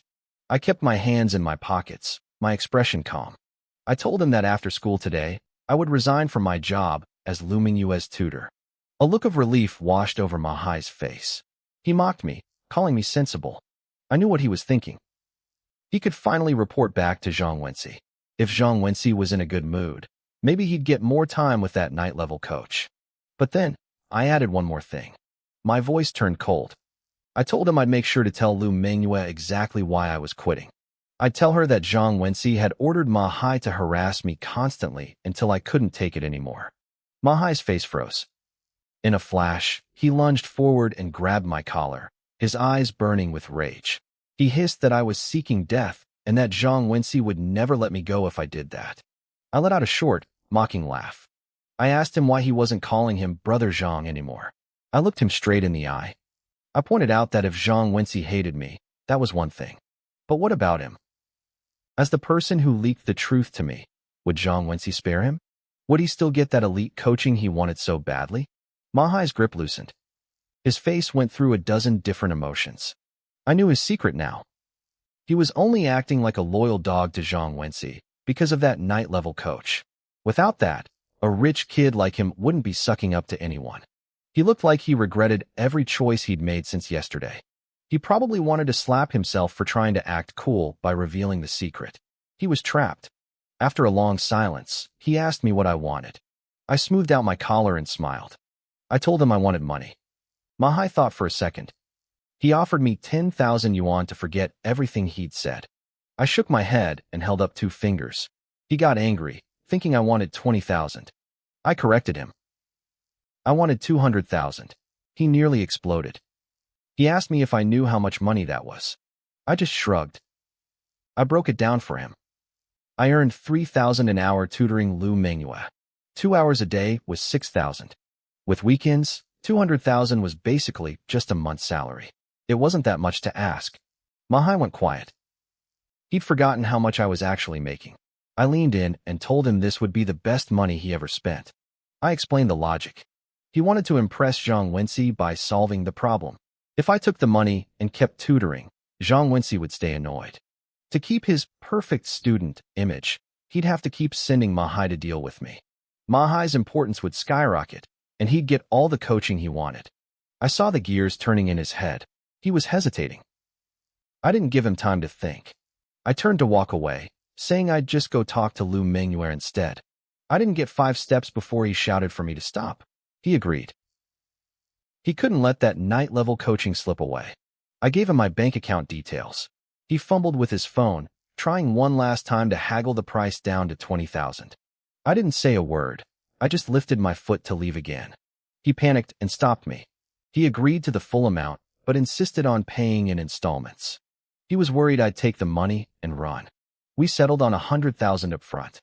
A few seconds later, my phone buzzed. The notification showed 100,000 yuan had hit my account. I felt a surge of excitement. This was enough to buy 2 high-grade medicinal herb packs. Mahai started to walk away, looking miserable. I called out to him. He turned back, his face full of irritation, complaining that he'd just lost a fortune. My response was a lightning-fast punch to his eye. I grinned at him, showing my teeth. I told him that since I took the money, I had to do the job. I wasn't going to lie for him. If Zhang Wenxi wanted me harassed, then Mahai better start harassing. He lost it. He yelled that I shouldn't think I was actually his match. He claimed he only held back yesterday because of Teacher Su. With the rage of losing his money and getting punched, he charged. Mahai blurred toward me. He swung his right leg in a high, powerful arc aimed straight at my face. It was his signature move, the Earth Crusher. The wind whistled from the force of it. It was stronger than yesterday, but his anger made him predictable. I had time to dodge, but I chose not to. I wanted to test the strength of my second-level Vajra body. I raised my arms in a block. The impact was heavy. It sent me skidding back several feet until my back hit a thick tree trunk.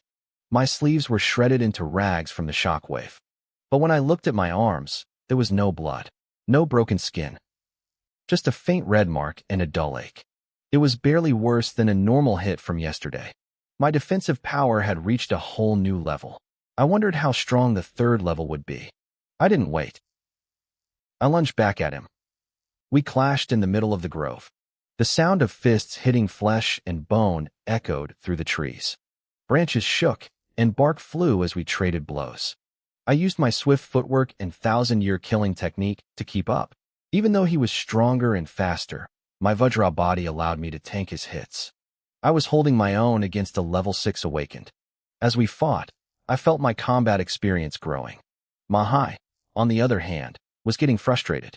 He couldn't understand why I was so hard to put down when my strength hadn't seemingly increased. We fought for nearly an hour. The grove was a mess. Finally, the noise stopped. Both of us stood there, drenched in sweat, gasping for air like broken bellows. Our stamina was completely tapped out.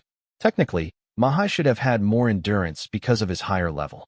But he had spent the whole hour attacking with full force, rage-filled strikes.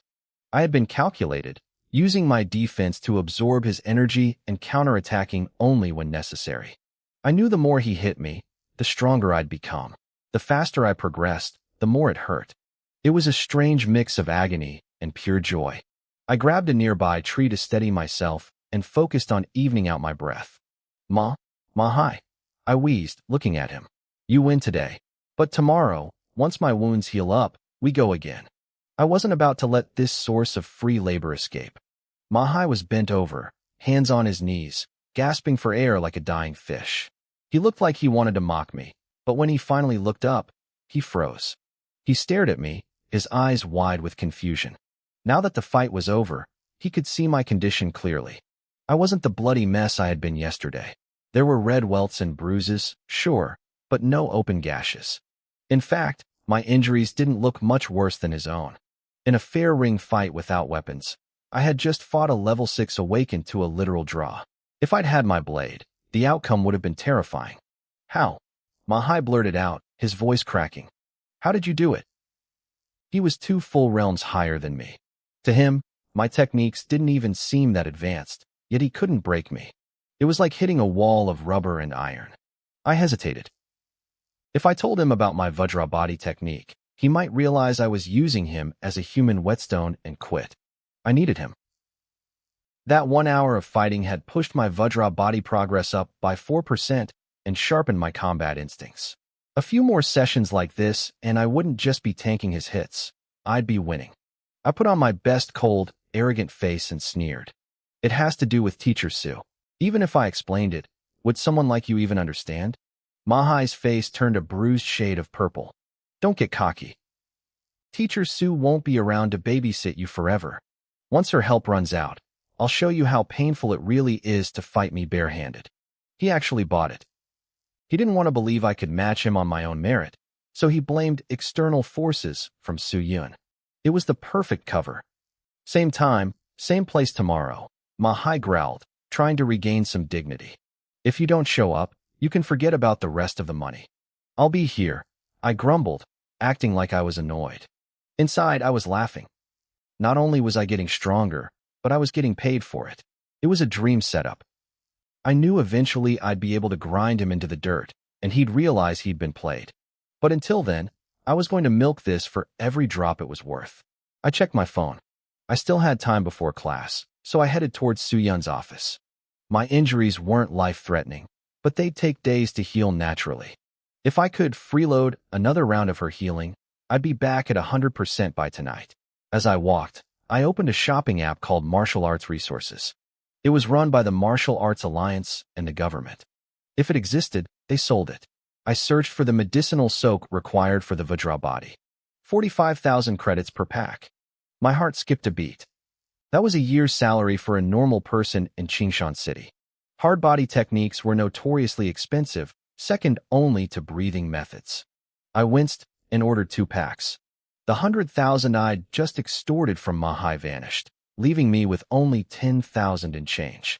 Normally, 2 packs would last a practitioner 2 months. For me, they'd be gone in 2 nights. My body's absorption rate was terrifying.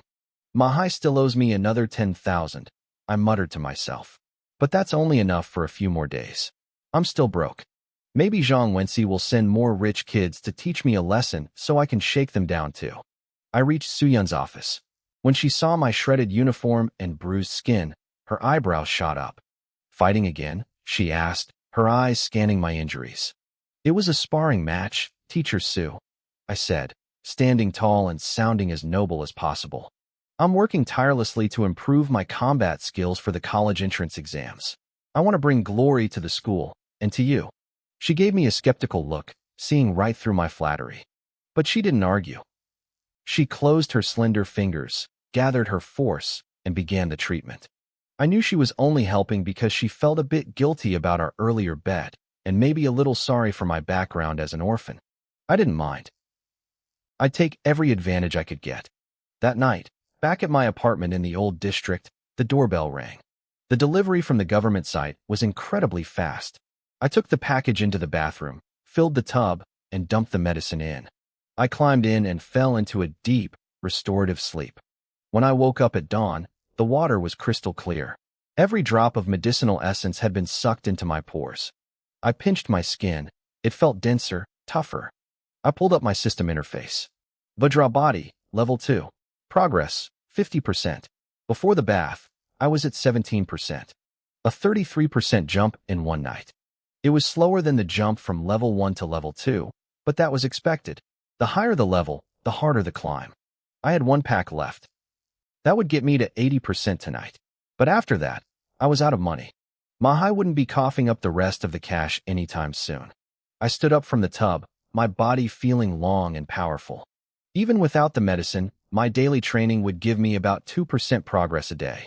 Reaching level 3 was only a matter of time. I grinned, thinking about the next time I'd see Mahai. I wondered what kind of face he'd make when he realized his punching bag had turned into solid steel. I started to settle into my new life. It wasn't flashy or dramatic. My days fell into a steady rhythm: home, school, and the Jidao Martial Arts Hall. Since my martial arts practiced themselves automatically, I wasn't actually busy, but I didn't slack off. I spent my free time buried in martial arts theory to sharpen my understanding. On weekends, I'd wander through antique shops with Guo Rinyu, hoping to find another hidden manual, but no luck. My system stayed silent. Time slipped by, and my strength climbed steadily. I was pushing past the high stages of awakening level 4, closing in on level 5. In this world, cultivation is usually a slow grind. People spend years climbing a single rank. I was only moving this fast because my savage bull strength worked day and night without rest, and because I was getting high-quality beast meat from Lu Mengyue every day. But the biggest change wasn't just my raw power. It was my combat ability. Every time I fought Ma Hai, my moves got meaner and my timing got tighter. The bruises on my body started to disappear. Eventually, the tables turned. I wasn't just surviving anymore, I was dominating him. One afternoon, deep in the woods behind the school training grounds, the usual dull thuds of a beating rang out. But today, the rhythm was faster. It ended abruptly with a sharp cry of pain. Ma Hai lay on the ground, face swollen and bleeding, looking utterly miserable. I stood over him, back straight as a spear, without a single scratch on me. This isn't just Teacher Su helping you, Ma Hai stammered, his voice trembling as he looked up at me. You've mastered a powerful body-hardening technique.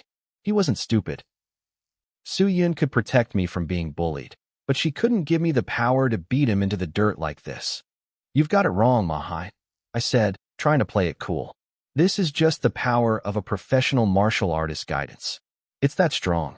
Do you think I'm an idiot? He spat, though he shut his mouth the moment I looked down at him with cold eyes. He knew I didn't just have high defense. I had taken him down in record time.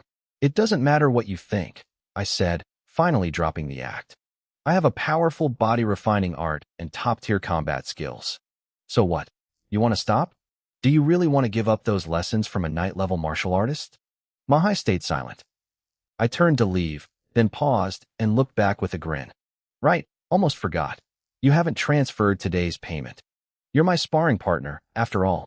Actually, since you beat me up today, you owe me a little extra. Ma Hai's teeth nearly cracked from clenching them so hard. I had literally just admitted he was my sparring partner, and yet he still had to pay me for the privilege of getting his teeth kicked in. It was a total scam. Don't worry, I laughed. Once I leave the woods, I'll bruise myself up a bit so you can report back to Zhang Wenxi. He sullenly pulled out his phone and sent the money. I walked away satisfied, leaving him staring at my back with a mix of fury and genuine terror. He couldn't understand how I'd become a monster in such a short time. By Friday evening, I was back at the martial arts hall. The sunset poured through the floor-to-ceiling windows of the private training room, painting everything in a soft orange glow. But the atmosphere inside was anything but soft. Two blades blurred through the air, trailing fluorescent light and clashing with the sound of rolling thunder. Lu Mengyue and I were locked in a stalemate, both using Thunderbolt Slash. She stepped aside, narrowly dodging a strike that almost took a lock of her hair. She stared at me, her eyes filled with disbelief. 2 weeks ago, I was a total novice. My movements had been stiff and green. Now, I was holding my own against her.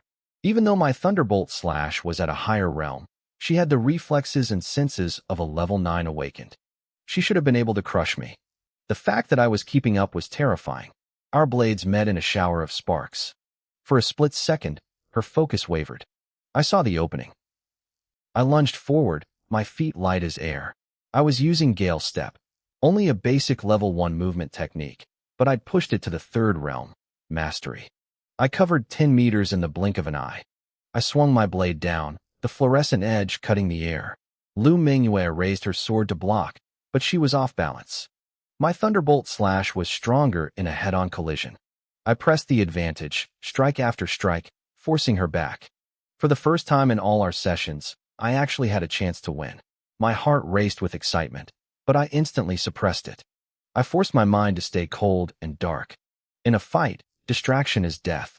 Boom, boom, boom. Thunder erupted from my limbs as I poured everything into my strikes. The light from my blade was like a falling waterfall, drowning her out. But Lu Mengyue didn't panic. She was a veteran. She threw her entire soul into the defense, and slowly, her movements began to change. Her rhythm smoothed out. The thunder coming from her own body grew deeper, louder, more resonant. With a sudden roar of sound, she broke through. Her Thunderbolt Slash had finally evolved to the second realm, proficient. The impact was massive. The sheer force of her breakthrough sent my sword flying out of my hand. Oh no, Lu Mingyue gasped. In that moment of breakthrough, she had lost control of her strength. She tried to pull back, but her blade was already whistling toward my chest. The blade whistled through the air, aimed straight for my arm. I didn't panic. I didn't even flinch. Instead, I opened my right hand and reached out to meet the cold steel. Don't, Lu Mingyue screamed. She knew the stakes. If that blade hit my arm, I'd walk away with a broken bone. But my fingers? Even an unsharpened training blade backed by the power of a breakthrough-level thunderbolt slash would shear them right off. Reattaching fingers was a nightmare, even with modern medicine. She thought I'd lost my mind in the heat of the moment. Then, the blade connected. A flash of golden light flickered across my palm. Clang. The sound was deafening, like a hammer striking an anvil. Sparks flew into the air. The sheer momentum of the strike forced me into a half-crouch, my legs buckling under the weight of her newfound power. But my hand was fine. I stood up and shook out my wrist, a small smile playing on my lips. You finally broke through, Lu Mingyue. Congratulations. She didn't congratulate me back. She just stared at my hand, her eyes wide with shock. How did you do that? Just a bit of physical cultivation, I said, keeping it simple. I focused my mind, and a thin, translucent golden film shimmered over my palm. This was the power of the third level of my Vajra body.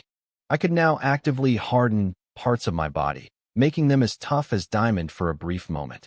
At my current level, I could only cover an area about the size of my palm for 1 second, but in a fight, 1 second is everything.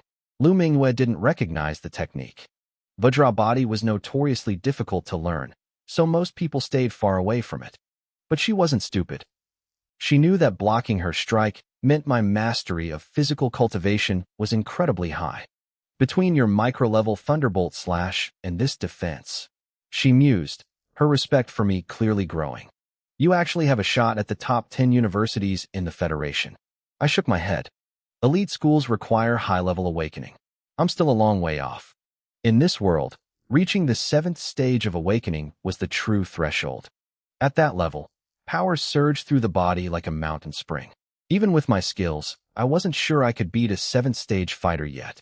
Combat skill isn't the only metric for the exams, she countered. These 2 techniques will give you a massive boost. We talked for a while longer.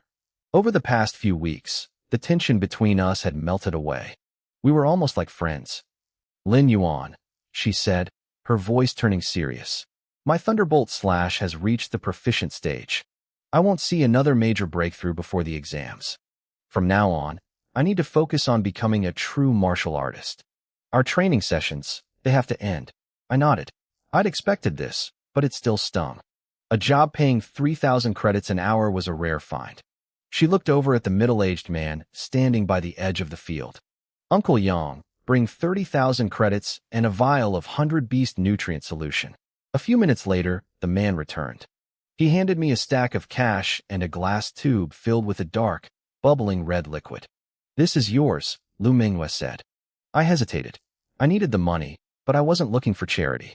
The 30,000 is a bonus for helping me break my bottleneck so quickly, she explained, sensing my hesitation. The nutrient solution is an apology. I lost control of my strength and could have seriously hurt you. My mistake doesn't go away just because you were strong enough to block it. I took the items and thanked her. One more thing, she added. If you don't have anything urgent this weekend, stay inside.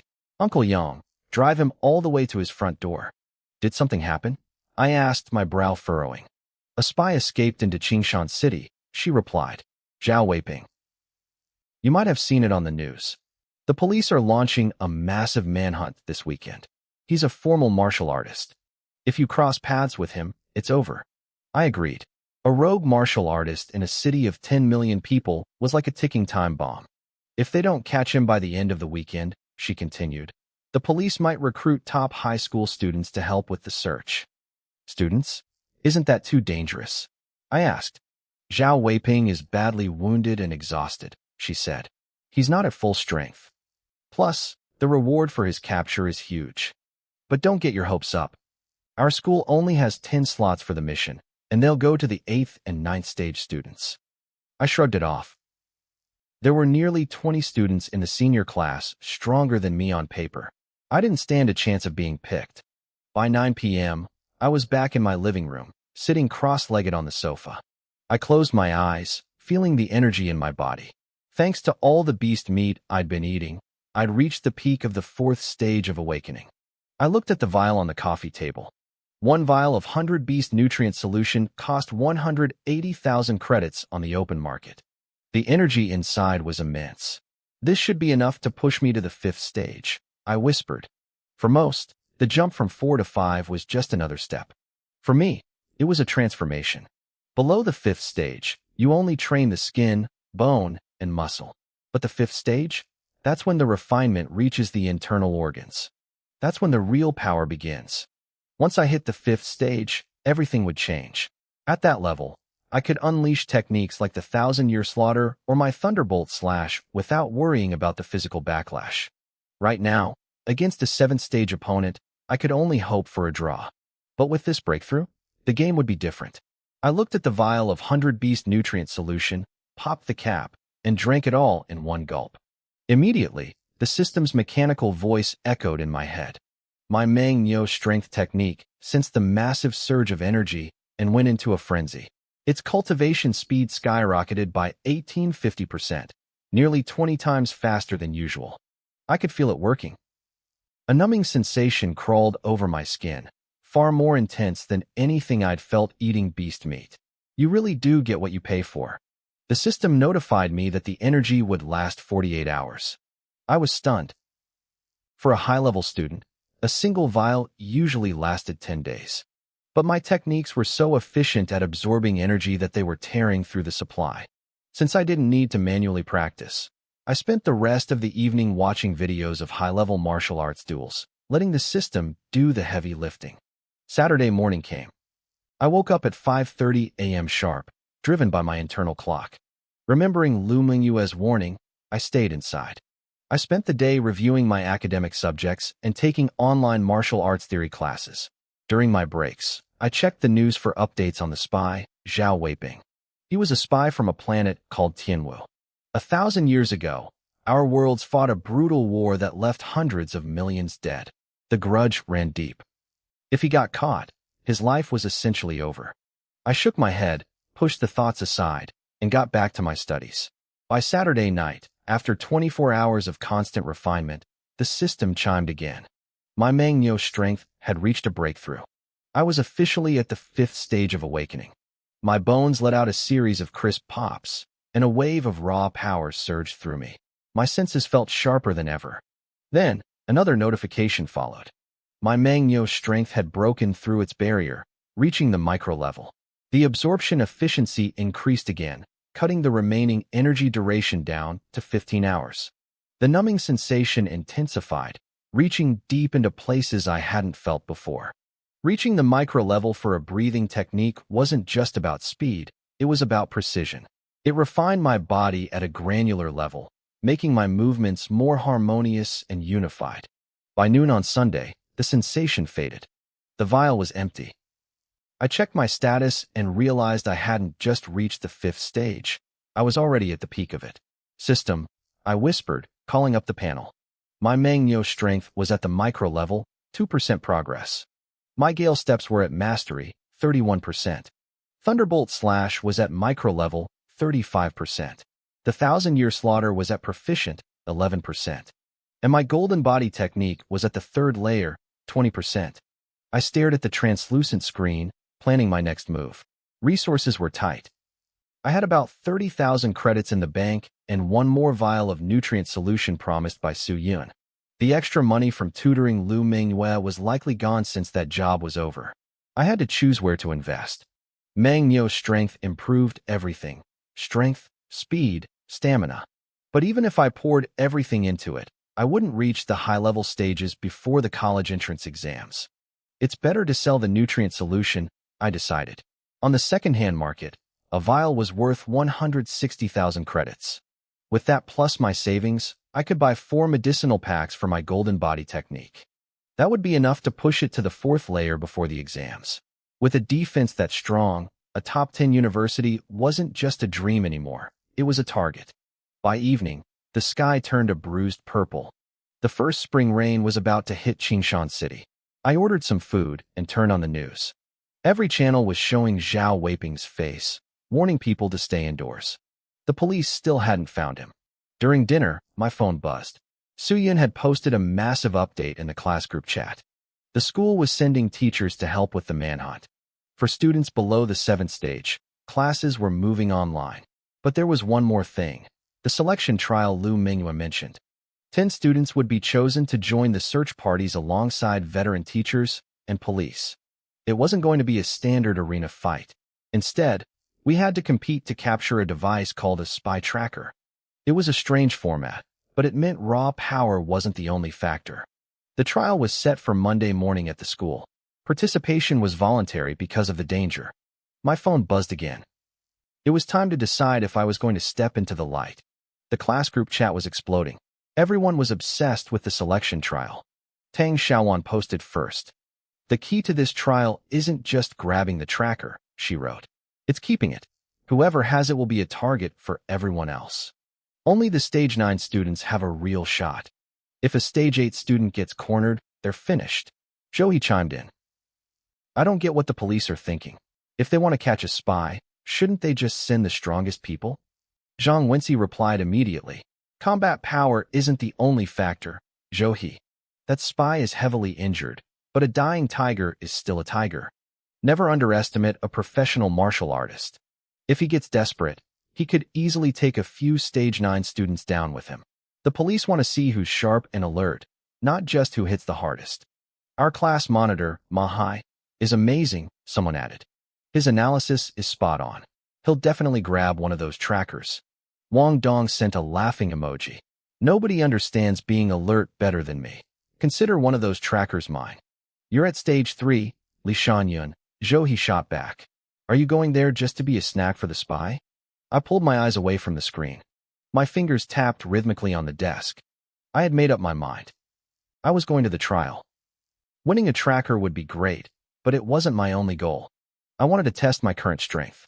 More importantly, I wanted to have a little chat with Zhang Wenxi. Sitting back and taking hits wasn't my style. Based on his messages, he was definitely participating. If I played my cards right, I could probably squeeze some money out of him. I smiled to myself. Zhang Wenxi still didn't know that my deal to stop tutoring Lu Mingyue was already done. He thought he still had leverage. Rain started falling in the middle of the night. It was a steady, rhythmic drizzle that didn't let up until dawn.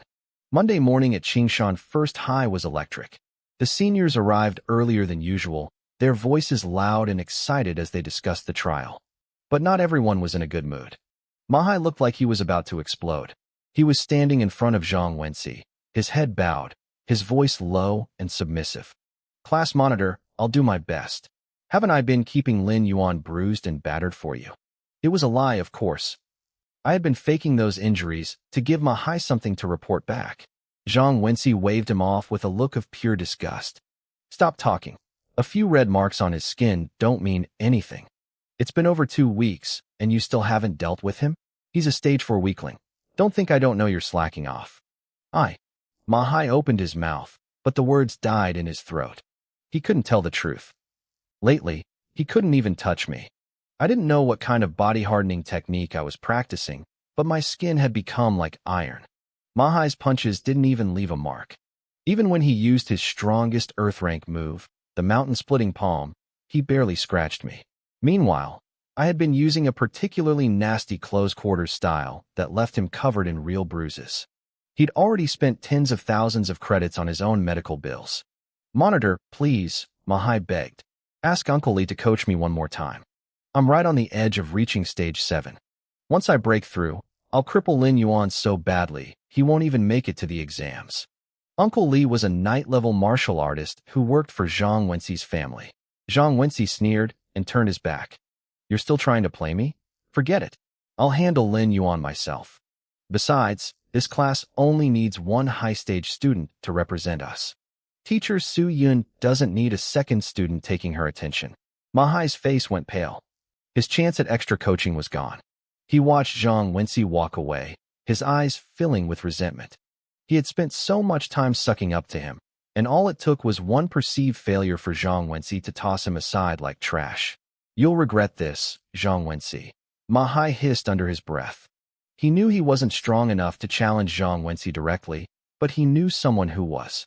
He was certain now that I wasn't just a stage 4 student.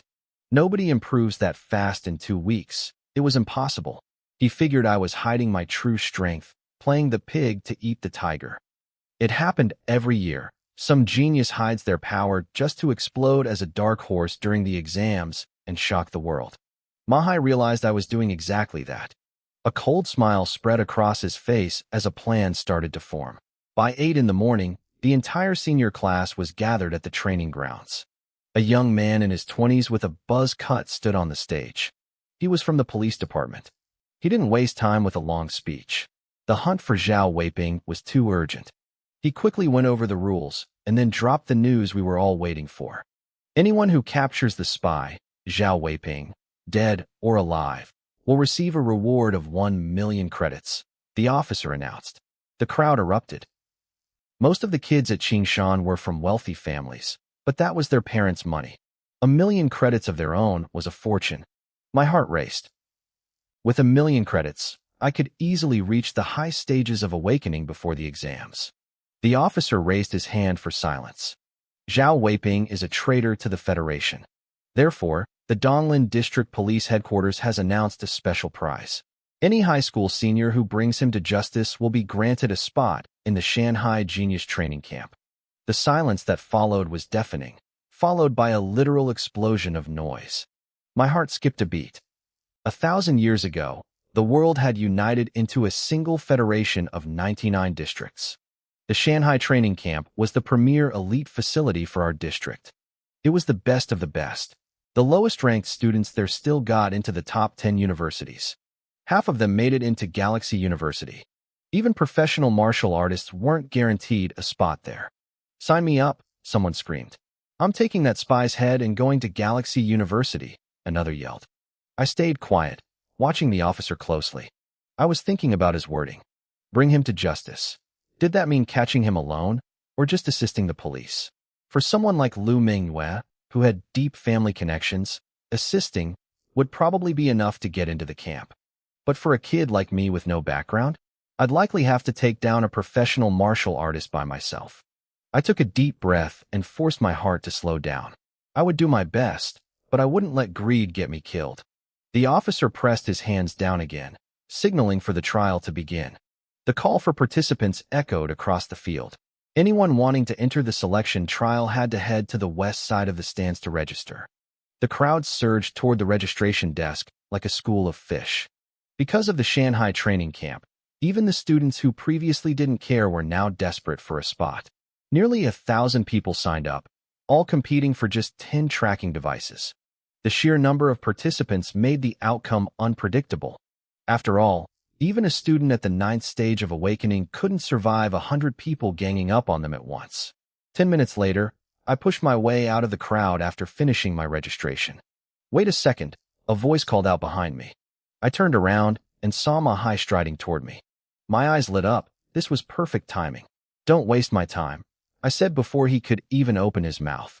"Transfer today's payment first." I knew my gig as Lu Mingyue's instructor wouldn't stay a secret forever. Even if she didn't say anything, people would notice the moment she stopped giving me rides. I had to milk Ma Hai for every cent while he was still in the dark. A small mosquito is still meat, and according to our deal, he owed me 2,500 yuan a day, which wasn't pocket change. Ma Hai let out a cold, mocking laugh. "Forget about the money. I found a new way forward. I don't need to suck up to Zhang Wenxi anymore. I don't care what you tell Lu Mingyue. You aren't getting another penny from me." He was clearly trying to hide the fact that his relationship with Zhang Wenxi had collapsed. He wanted to trick me into dealing with Zhang Wenxi for him without me knowing the truth. How can a man have so little integrity? I muttered, curling my lip. I didn't argue. I just turned and started scanning the crowd for Zhang Wenxi. Compared to the scraps Ma Hai offered, Zhang Wenxi was the real prize. If I played my cards right, I could make a small fortune off him instead.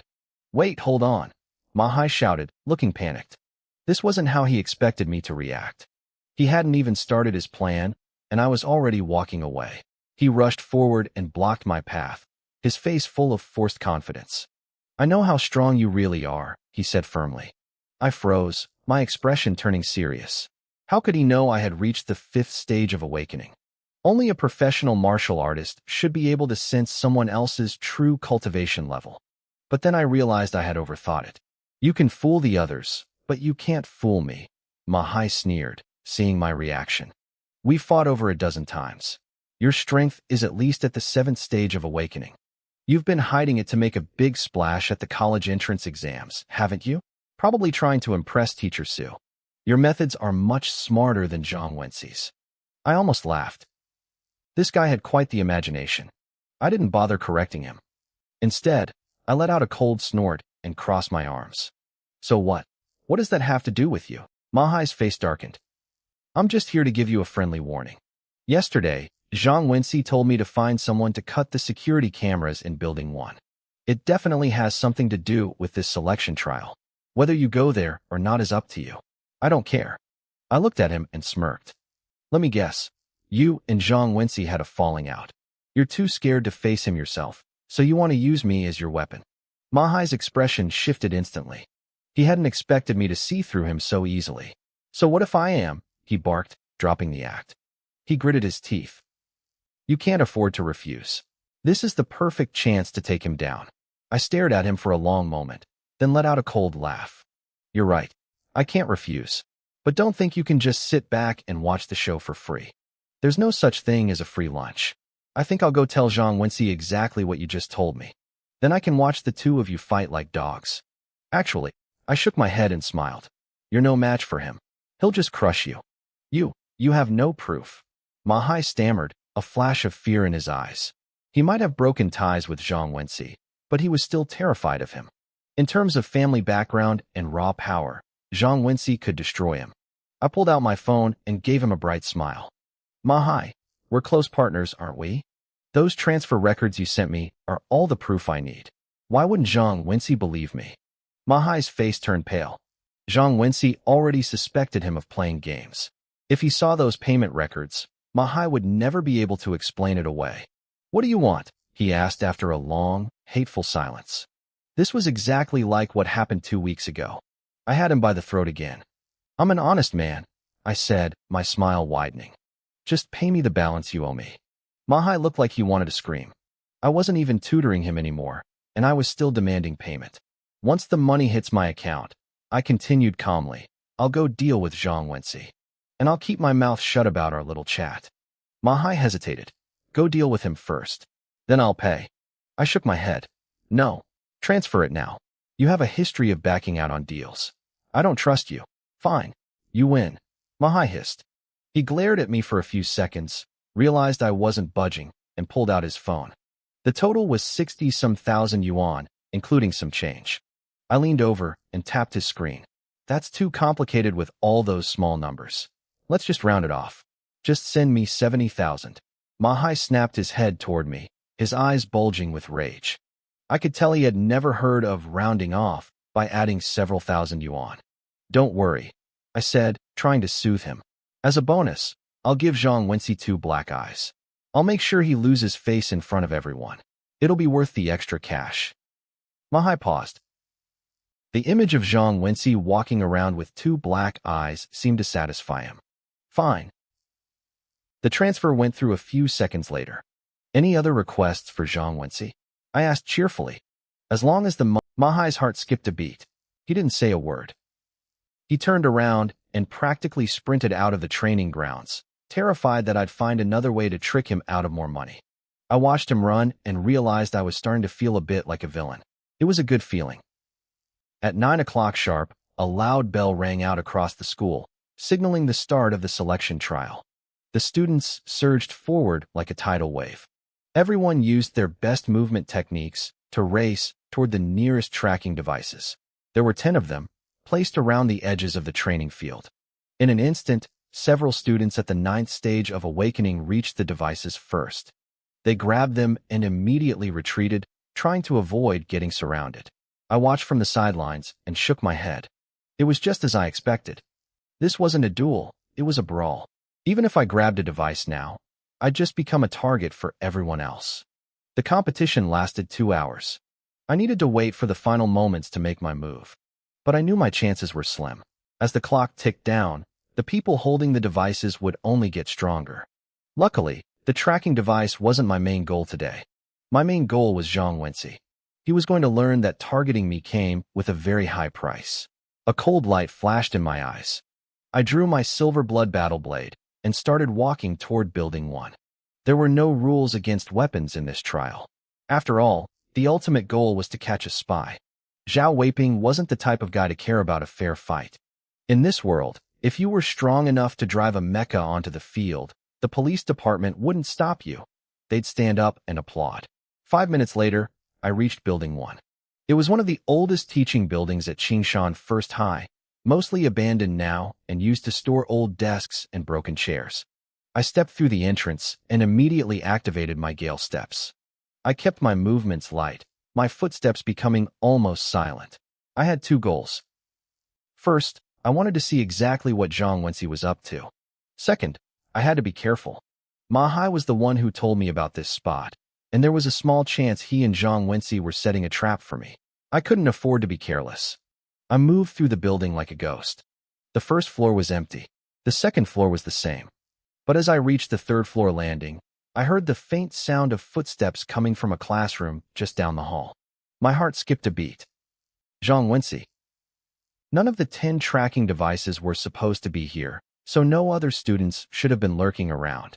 I gripped my silver blood battle blade between my teeth to keep my hands free and dropped to the floor. I crawled forward on my stomach, inching along for about 10 meters until I could see through a side window into the classroom. It was him. But my eyes immediately locked onto what he was holding. It was a wooden rack containing 3 glass vials. Inside the vials, a dark red liquid bubbled and swirled. I knew exactly what that was. I'd taken one recently to reach the 5th stage of awakening. It was 100 Beast Nutrient Solution. My blood started to boil. If I could get my hands on those 3 vials, I'd have enough energy to break through to the 6th stage. Part of me wanted to rush in and take them right then, but I forced myself to stay calm. Ma Hai might have cut the security cameras, but a robbery like that would leave tracks. With Zhang Wenci's family background, the police would hunt me down. The risk was too high. I pushed the greed aside and kept watching. Zhang Wenci was pacing back and forth, constantly checking his phone. He looked anxious. He was waiting for someone. I started connecting the dots. Ma Hai cuts the cameras. Zhang Wenci shows up with 3 expensive nutrient solutions. He's waiting in a secluded spot. It hit me like a bolt of lightning. He was going to trade those vials for a tracking device. It made perfect sense. His family was rich enough to hire night-level warriors, so they could easily help him hunt down the spy later. The problem was getting the device in the first place. Zhang Wenci was only at the 7th stage of awakening. He couldn't hold on to a device in a massive brawl. The only way for him to win was to buy one at the very last second when the fight was already over. My heart started racing. It was just a theory, but I was willing to bet on it. My chances of winning a device through the main brawl were slim anyway. I couldn't stay in the hallway. If his trade partner showed up, I'd be spotted instantly. I crawled backward, slipped out of the building, and found a better vantage point. A large tree growing right outside the classroom window. The spring leaves were thick enough to hide me. I climbed up and perched on a branch, watching Zhang Wenci through the foliage. I felt like a predator watching its prey. Meanwhile, back in the school's monitoring room, the school leaders were watching the chaos on the screens with a young, short-haired officer from the police department. "What's going on with the cameras in Building 1? The dean asked, pointing at a cluster of black screens. "Signal issues, sir," a staff member replied. "The line might be cut." The dean turned to the officer. "Officer Zhou, should we pause the trial until the cameras are fixed?" "No need," Zhou said, scanning the other monitors. "All 10 tracking devices are still within view of the other cameras. We can't waste time. Catching Zhao Weiping is the priority. A rogue professional warrior is too dangerous to leave on the loose." Out on the main field, the battle was reaching a fever pitch. Students were screaming and clashing everywhere. The ones holding the devices were being swarmed, even the 9th stage students. Time ticked by. The devices changed hands over and over again. By 10:50 a.m., with only 10 minutes left, the chaos began to settle. Most students were exhausted, their energy spent. Only a few devices were still being fought over. The rest were firmly held by the strongest elites. Inside the classroom, Zhang Wenci checked his watch again. He was sweating. Suddenly, his phone vibrated. He looked at the screen and let out a long, shaky breath of relief. A moment later, a tall figure walked into the room. I recognized him immediately. Wei Bohu. He was at the 9th stage of awakening and had mastered a B-rank fist technique. He was easily in the top 3 of our grade. I pulled out my phone and started recording. Trading tracking devices wasn't exactly legal, and I wanted evidence. Did you get it? Zhang Wenci asked, stepping toward him eagerly. Where's my stuff? Wei Bohu pulled out a small, square black box, the tracking device. Right here, all 3, Zhang Wenci said, showing him the rack of vials, but keeping them out of reach.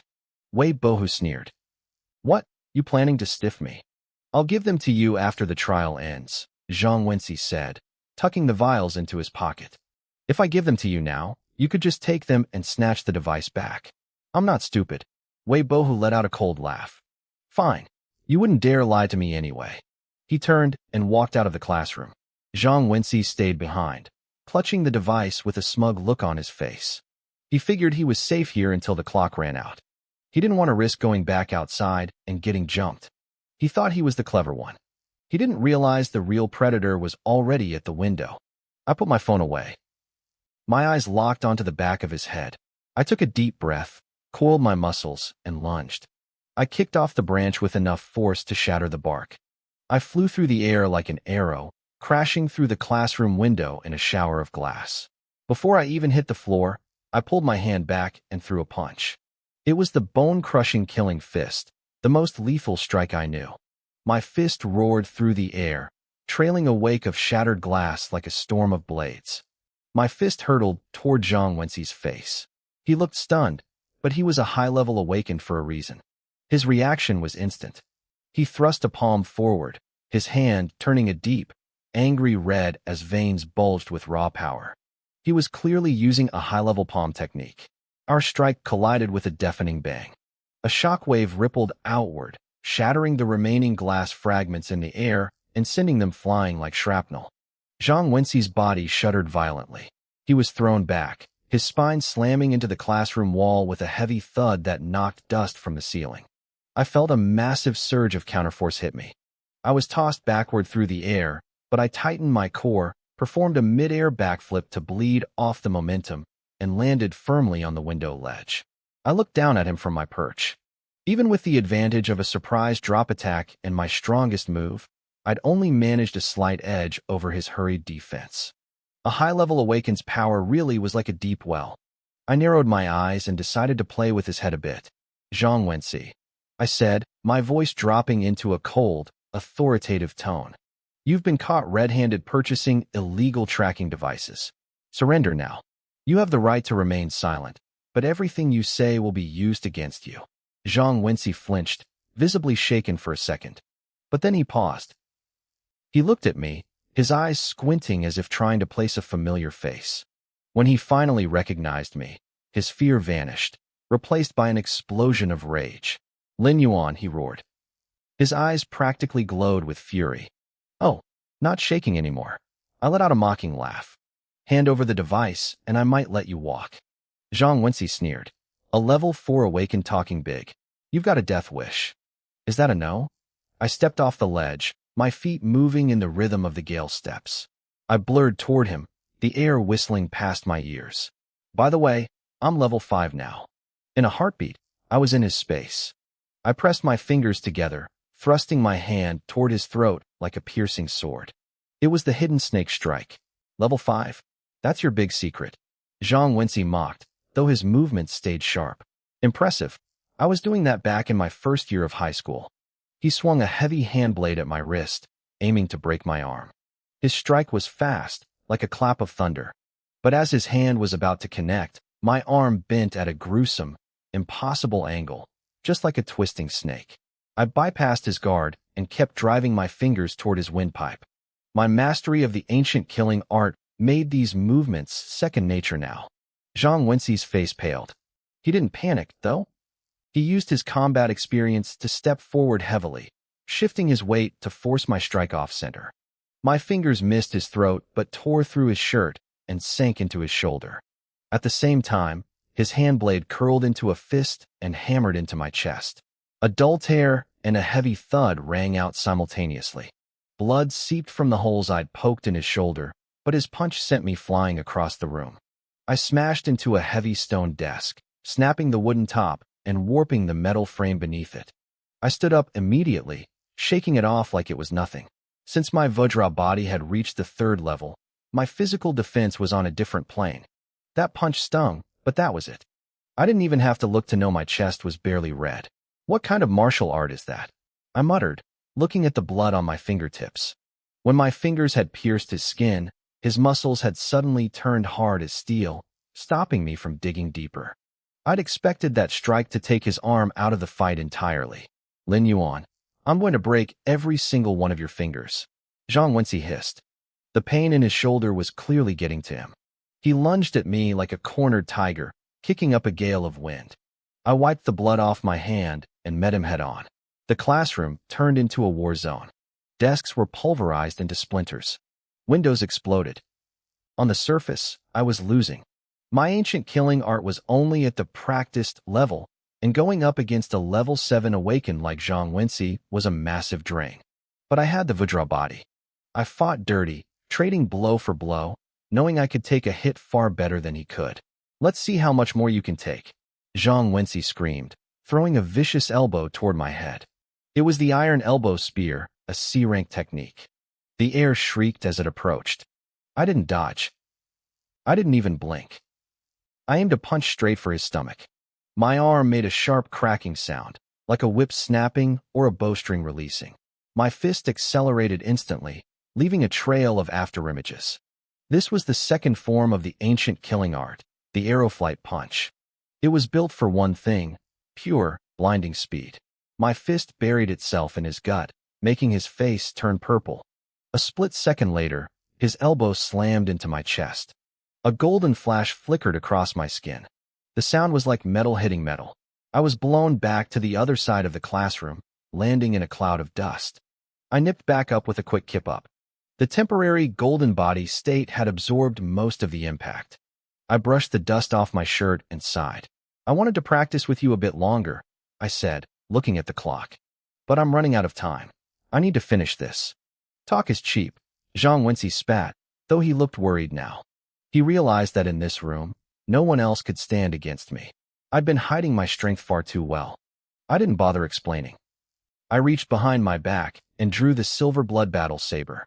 I charged, the tip of the blade scraping the floor and kicking up a trail of sparks. Zhang Wenxi's expression crumbled. He could barely handle me barehanded. Against a saber and my micro-level lightning flash slash, he was dead meat. This isn't fair, he screamed, looking around for a weapon he didn't have.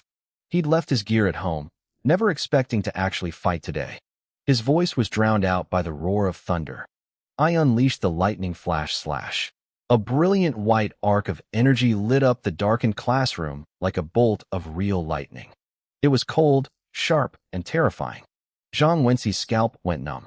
He pushed his movement technique to the absolute limit, throwing himself backward. A dozen strands of his hair were sheared off, floating in the air where his head had been a millisecond before. I didn't stop. I pressed forward, a low rumble of thunder echoing from my very bones.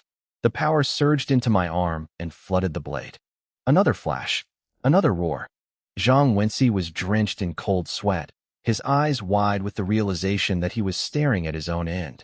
I didn't dare let the silver blood battle saber touch me, and Zhang Wenxi felt the same way. He wanted to run, but there was nowhere to go. With my Gale step at the mastery level and my lightning flash slash at the micro level, I was a blur. My blade could reach any corner of that classroom in a heartbeat. Zhang Wenxi scrambled, desperately dodging. I saw my opening. I didn't swing the blade. Instead, I lashed out with a heavy kick. It caught him square in the chest and sent him flying. The selection rules were loose, but killing or crippling a classmate was still forbidden. The lightning flash slash was too lethal for this, so I only used the blade to pressure him, waiting for the perfect moment to strike with my hands and feet. Before long, Zhang Wenci was covered in bruises. He knew my plan, but he still didn't dare tank a hit from the saber. He couldn't afford the gamble.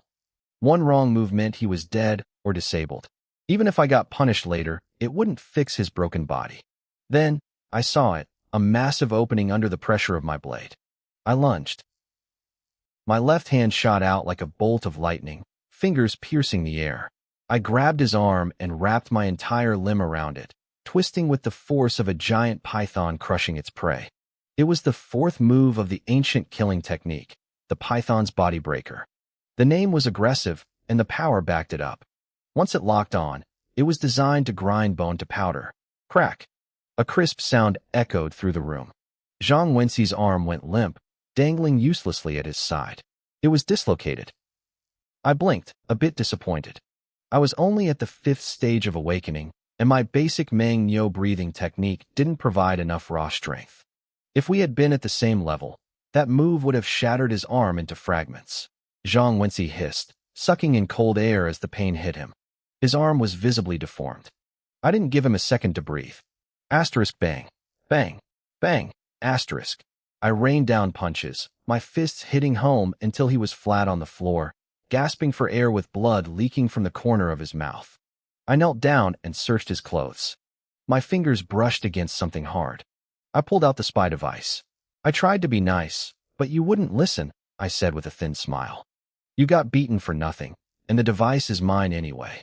Don't get cocky, Zhang Wenci spat, his eyes burning with resentment. This isn't over. Still talking. I didn't even look up as I threw another punch, silencing him with a groan of pain. I kept digging through his pockets and found a small rack holding 3 vials of 100 Beast nutrient solution. I tucked them into my own pocket. Nice loot. I'll take these as a trophy. That's robbery. Zhang Wenci struggled to sit up, his voice cracking. Relax. I cut the surveillance in this building, I told him. I didn't mention Mahai. I kept my word on that much, at least regarding the cameras. Zhang Wenci let out a cold, jagged laugh. You think you're smart? I've read the memoirs of master criminals. You had the intent to rob, and now you have the stolen goods. Even if you give them back now, it doesn't change the facts. You're going to jail. You know the law pretty well, don't you? I chuckled. I pulled out my phone and hit play on the video I'd recorded earlier. Then tell me, what crime is this? As the video played, the smirk slid off Zhang Wenci's face. He went silent. I didn't stop there. I started piling on the accusations. You spent 3 vials of nutrient solution just to get a spot on the police assistance team. You must be planning something big. Maybe you're trying to help Zhao Weiping escape? With a face like yours, you look just like that traitorous spy from the class of 5 years ago. Screw you. You're the one who looks like a spy. Zhang Wenci cursed. He tried to compose himself. Keep dreaming. You think the police will believe your fairy tales. If you're not afraid of the police, let's try something else, I said calmly. I'll blast this video to everyone in the school. Imagine the headlines. The star student of class 15 caught cheating? People will start wondering if all your past grades were fake too. Once that seed is planted, you're finished. You'll be the shame of Qingshan First High. You wouldn't dare. Zhang Wenci roared, struggling to get up. He didn't care if the whole world knew, but he couldn't let Suyin find out. He was still just a teenager, and the thought of his image crumbling in front of his crush was unbearable. I'm not lying, but that doesn't stop me from playing you, I said, patting his shoulder. I pressed down, pinning him back to the floor. Forget the nutrient solution ever existed, and I won't leak the video. If you try to burn me, we both explode. And don't bother hiring someone to steal my phone. The video is already in the cloud, set to auto-post unless I manually cancel it. Zhang Wenci gnashed his teeth. You're ruthless. But he didn't argue. He had folded. We sat in silence for a moment. I wasn't sure what else to say, so I just raised my fist and punched him again. Thud. What was that for? He screamed. That was for sending Ma Hai to jump me, I said flatly. Zhang Wenci froze. How did you know it was me? He'd been careful never to show hostility toward me in class. Oh, Ma Hai told me everything, I said, casually selling Ma Hai out. I hadn't made any promises about keeping that secret. That useless idiot. I'm going to kill him, Zhang Wenxi hissed. Take your time. You've got plenty of it. I waved him off. So, you really don't want me coaching Lu Mengyue, huh? So what if I don't? He snapped. I get it. Rich kids like you are possessive. You don't want another guy touching the girl you like. We can negotiate. Negotiate? Zhang Wenxi interrupted, sounding disgusted. Like Lu Mengyue? Are you insane? She's my cousin. I paused, genuinely surprised. If you're cousins, why are you trying to stop me from helping her?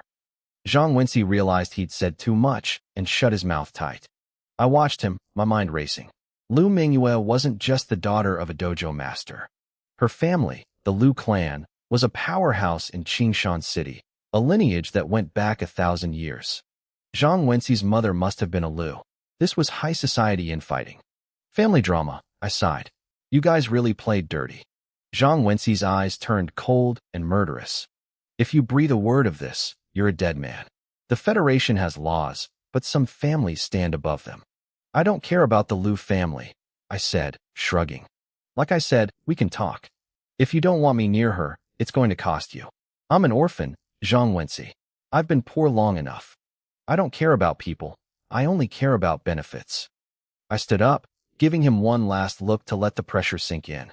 If you're not interested, then I'm leaving, I said, turning toward the door. Wait, Zhang Wenxi called out.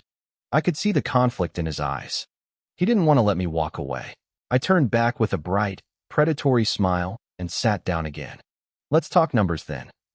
I leaned in, keeping my voice low and professional. You know what I charge Lu Mengyue? 3,000 yuan an hour. 2 hours a day. That's 6,000 daily, sometimes more. With 2 months left until the college entrance exams, I'd make at least 500,000 yuan from her. I peeked at Zhang Wenxi's face. He didn't even flinch at the number. Rich kids really lived in a different world. Of course, 500,000 isn't enough, I continued, shifting gears. That's just my lost wages. By quitting as her coach, I'm going to offend Lu Mengyue. You need to give me another 500,000 as compensation. 1 million yuan, total. Zhang Wenxi let out a mocking sneer. Are you insane? You've lost your mind over money. I kept my expression calm. Think about it. You pay an extra 500,000, and Lu Mengyue's progress with the Thunderbolt / grinds to a halt. The benefit to you is 10 times, maybe 100 times, that amount. Zhang Wenxi went silent, weighing the cost. Finally, he spoke. 500,000 total. Take it or leave it. My heart skipped a beat. I wanted to scream yes, right then and there. This was pure profit for doing absolutely nothing. But I kept my brow furrowed, acting like I was being cheated. I'm taking a huge risk offending her, I grumbled. The compensation is included in that 500,000, Zhang Wenxi snapped. I know Lu Mengyue better than you do. You'd only be coaching her for another month anyway. She needs time to focus on becoming an official martial artist, or she'll never make it into Galaxy University. I let out a long, dramatic sigh. Fine, 500,000 it is. But I want the transfer right now. Zhang Wenxi pulled out his phone and opened his banking app. He glared at me, his eyes turning cold. You're strong, Lin Yuan. Maybe as strong as a level 7 awakened. But if you try to play both sides, I'll make you regret being born. Relax. I'm a man of my word, I said, raising my right hand with mock solemnity. I swear, from this day forward, I will not give Lu Mengyue another second of coaching for the Thunderbolt / If I do, let lightning strike me down. I didn't mention that the job was already finished anyway. My phone vibrated in my pocket. A text message from the bank confirmed the deposit, 500,000 yuan. Between this and the 3 vials of 100 Beast nutrient solution, my net worth had just cleared 1 million. I felt like I was walking on clouds. Just yesterday, I was agonizing over whether to sell a single vial of nutrients or drink it. Now, I was a millionaire. I took a deep breath to steady myself. The celebration could wait. I wasn't done with him yet. I pulled out the spy device I'd taken from him and gave it a little toss. You know, I said, smiling. This little thing is a ticket to the Shanghai Genius Training Camp. I won't overcharge you. I'll give you the same price Wei Boha did. 3 vials of nutrients. Or cash, I don't mind. Zhang Wenxi's face turned a sickly shade of green. I'd robbed him, and now I was trying to sell his own property back to him. You don't even know what the Shanghai camp is, do you? He sneered. It's a place for monsters. Unless you're at the peak of level 9, going there is a death sentence. The geniuses there would eat you alive. Then why did you buy a device from Wei Bohu? I asked. Zhang Wenxi straightened his back, looking strangely proud. I just wanted to make Teacher Su happy. What would someone like you know about that? I stared at him, speechless. This idiot spent a fortune just to get a smile from Su Yin? He was trying to woo his own teacher. I pointed a finger at him, feigning moral outrage. You shameless brat. Trying to hit on your teacher? I turned to walk away, but the more I thought about it, the angrier I got. He had so much money he could throw away 3 vials of nutrients just for a crush. My million yuan suddenly didn't feel like enough. I reached the classroom door, stopped, and marched back toward him. Zhang Wenxi was using a chair to try and haul his battered body off the floor. I don't need your help, he spat, seeing me approach. We aren't friends. I'm not here to help you, I said. Before he could react, I lunged. Bang, bang. 2 quick punches landed perfectly. I left him with 2 matching black eyes. That's for being a show-off, I muttered. Why? Why did you hit me again? Zhang Wenxi screamed from the floor. Don't blame me, I said, looking down at him. I'm just the messenger. Mahai paid me to give you those panda eyes. I'm going to kill that kid. Zhang Wenxi howled. Good luck with that. I called over my shoulder as I walked out, feeling much better. By 11 a.m., the selection trials officially ended. The principal's voice boomed over the loudspeakers, ordering everyone to gather at the training grounds. As I walked, I reflected on the fight. Without a blade, I was still a bit behind a level 7 awakened. My physical stats weren't quite there yet. But with a saber in my hand, I would have crushed him. I was likely at the top of the level 7 bracket, bordering on level 8. I looked at the rack of nutrient vials in my hand. These 3 would be enough to push me to level 6. I uncapped one and downed it in a single gulp. Energy detected. Cultivation speed increased by 1850%. Estimated time to full absorption, 28 hours. The system voice was music to my ears. As I got stronger, my body processed the nutrients faster. In 3 days, I'd be level 6. Most people had to spend months grinding through bottlenecks to level up. For me, there were no bottlenecks. When my progress hit 100%, I just broke through. It was as natural as water flowing downstream. Where is the 10th device holder? Get up here, a voice shouted as I reached the training ground. Coming, I called out, running up onto the high stage. I scanned the other 9 students. Most were familiar faces, 5 level 9s, 3 level 8s, and 1 level 7. Then I saw the last person in line, Wei Bohu. I was surprised. Had he managed to snatch 2 devices? Wei Bohu looked at me, his eyes wide with confusion. Lin Yuan? Where's Zhang Wenxi? I took this from someone, I said casually, taking my spot at the end of the line. Who? Why do you care? I shot back. I stood tall, the sun hitting my face, ready for whatever came next. Wei Bohu frowned, his eyes narrowing as he fell silent. Below the stage, the noise from the crowd was getting louder. Thanks to my micro-level Thunderbolt slash, a lot of students recognized me now. Lin Yuan is way too fierce, I heard someone shout. Did he actually fight his way into the top 10? Maybe it was just luck, another voice muttered, dripping with jealousy. Stop being bitter, a third student shot back. This selection isn't like a ring match. High strength doesn't guarantee you'll snag a device, but anyone who did is at least as strong as a high-level awakened. Wait, didn't Lin Yuan say he was only level 4? That's a 3-level jump in combat power. The crowd was buzzing with a mix of envy and shock. Su Yun stood near the stage, her beautiful eyes fixed on me with total disbelief. She knew that a micro-level Thunderbolt slash could let me dominate level 6, but level 7 should still have been out of my reach. Yet, here I was with a device. To her, it was proof that my actual combat strength was already on par with the elite seniors. She couldn't wrap her head around how I'd gotten so strong, so fast. Students who didn't pass can head home, a school leader announced, dispersing the crowd. Classes resume tomorrow as usual. If you're seriously injured, report to your teacher for medical leave. Officer Zhou walked over and sized me up. He was a professional martial artist, and his gaze felt like it could pierce right through me. Are you level 5? He asked. I decided to play it safe. Yes, officer. Is there a problem? No, Zhou said, his face expressionless.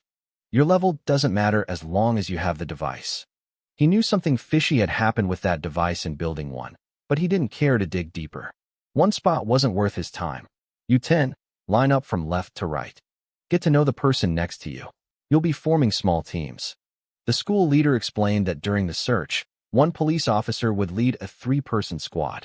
I don't want to team up with Lin Yuan. Wei Bohu barked immediately. Unlike Zhang Wenxi, Wei Bohu was obsessed with getting into the Shanghai Genius Training Camp. He's not even a high-level awakened. His strength is pathetic. He'll just hold me back. I kept my face neutral, but my opinion of this guy was dropping fast. Are you refusing an order? Zhou asked, his eyes flashing like lightning. Wei Bohu flinched, but tried to play it cool. It's not just me. Lin Yuan doesn't want to team up with me either. Right, Lin Yuan?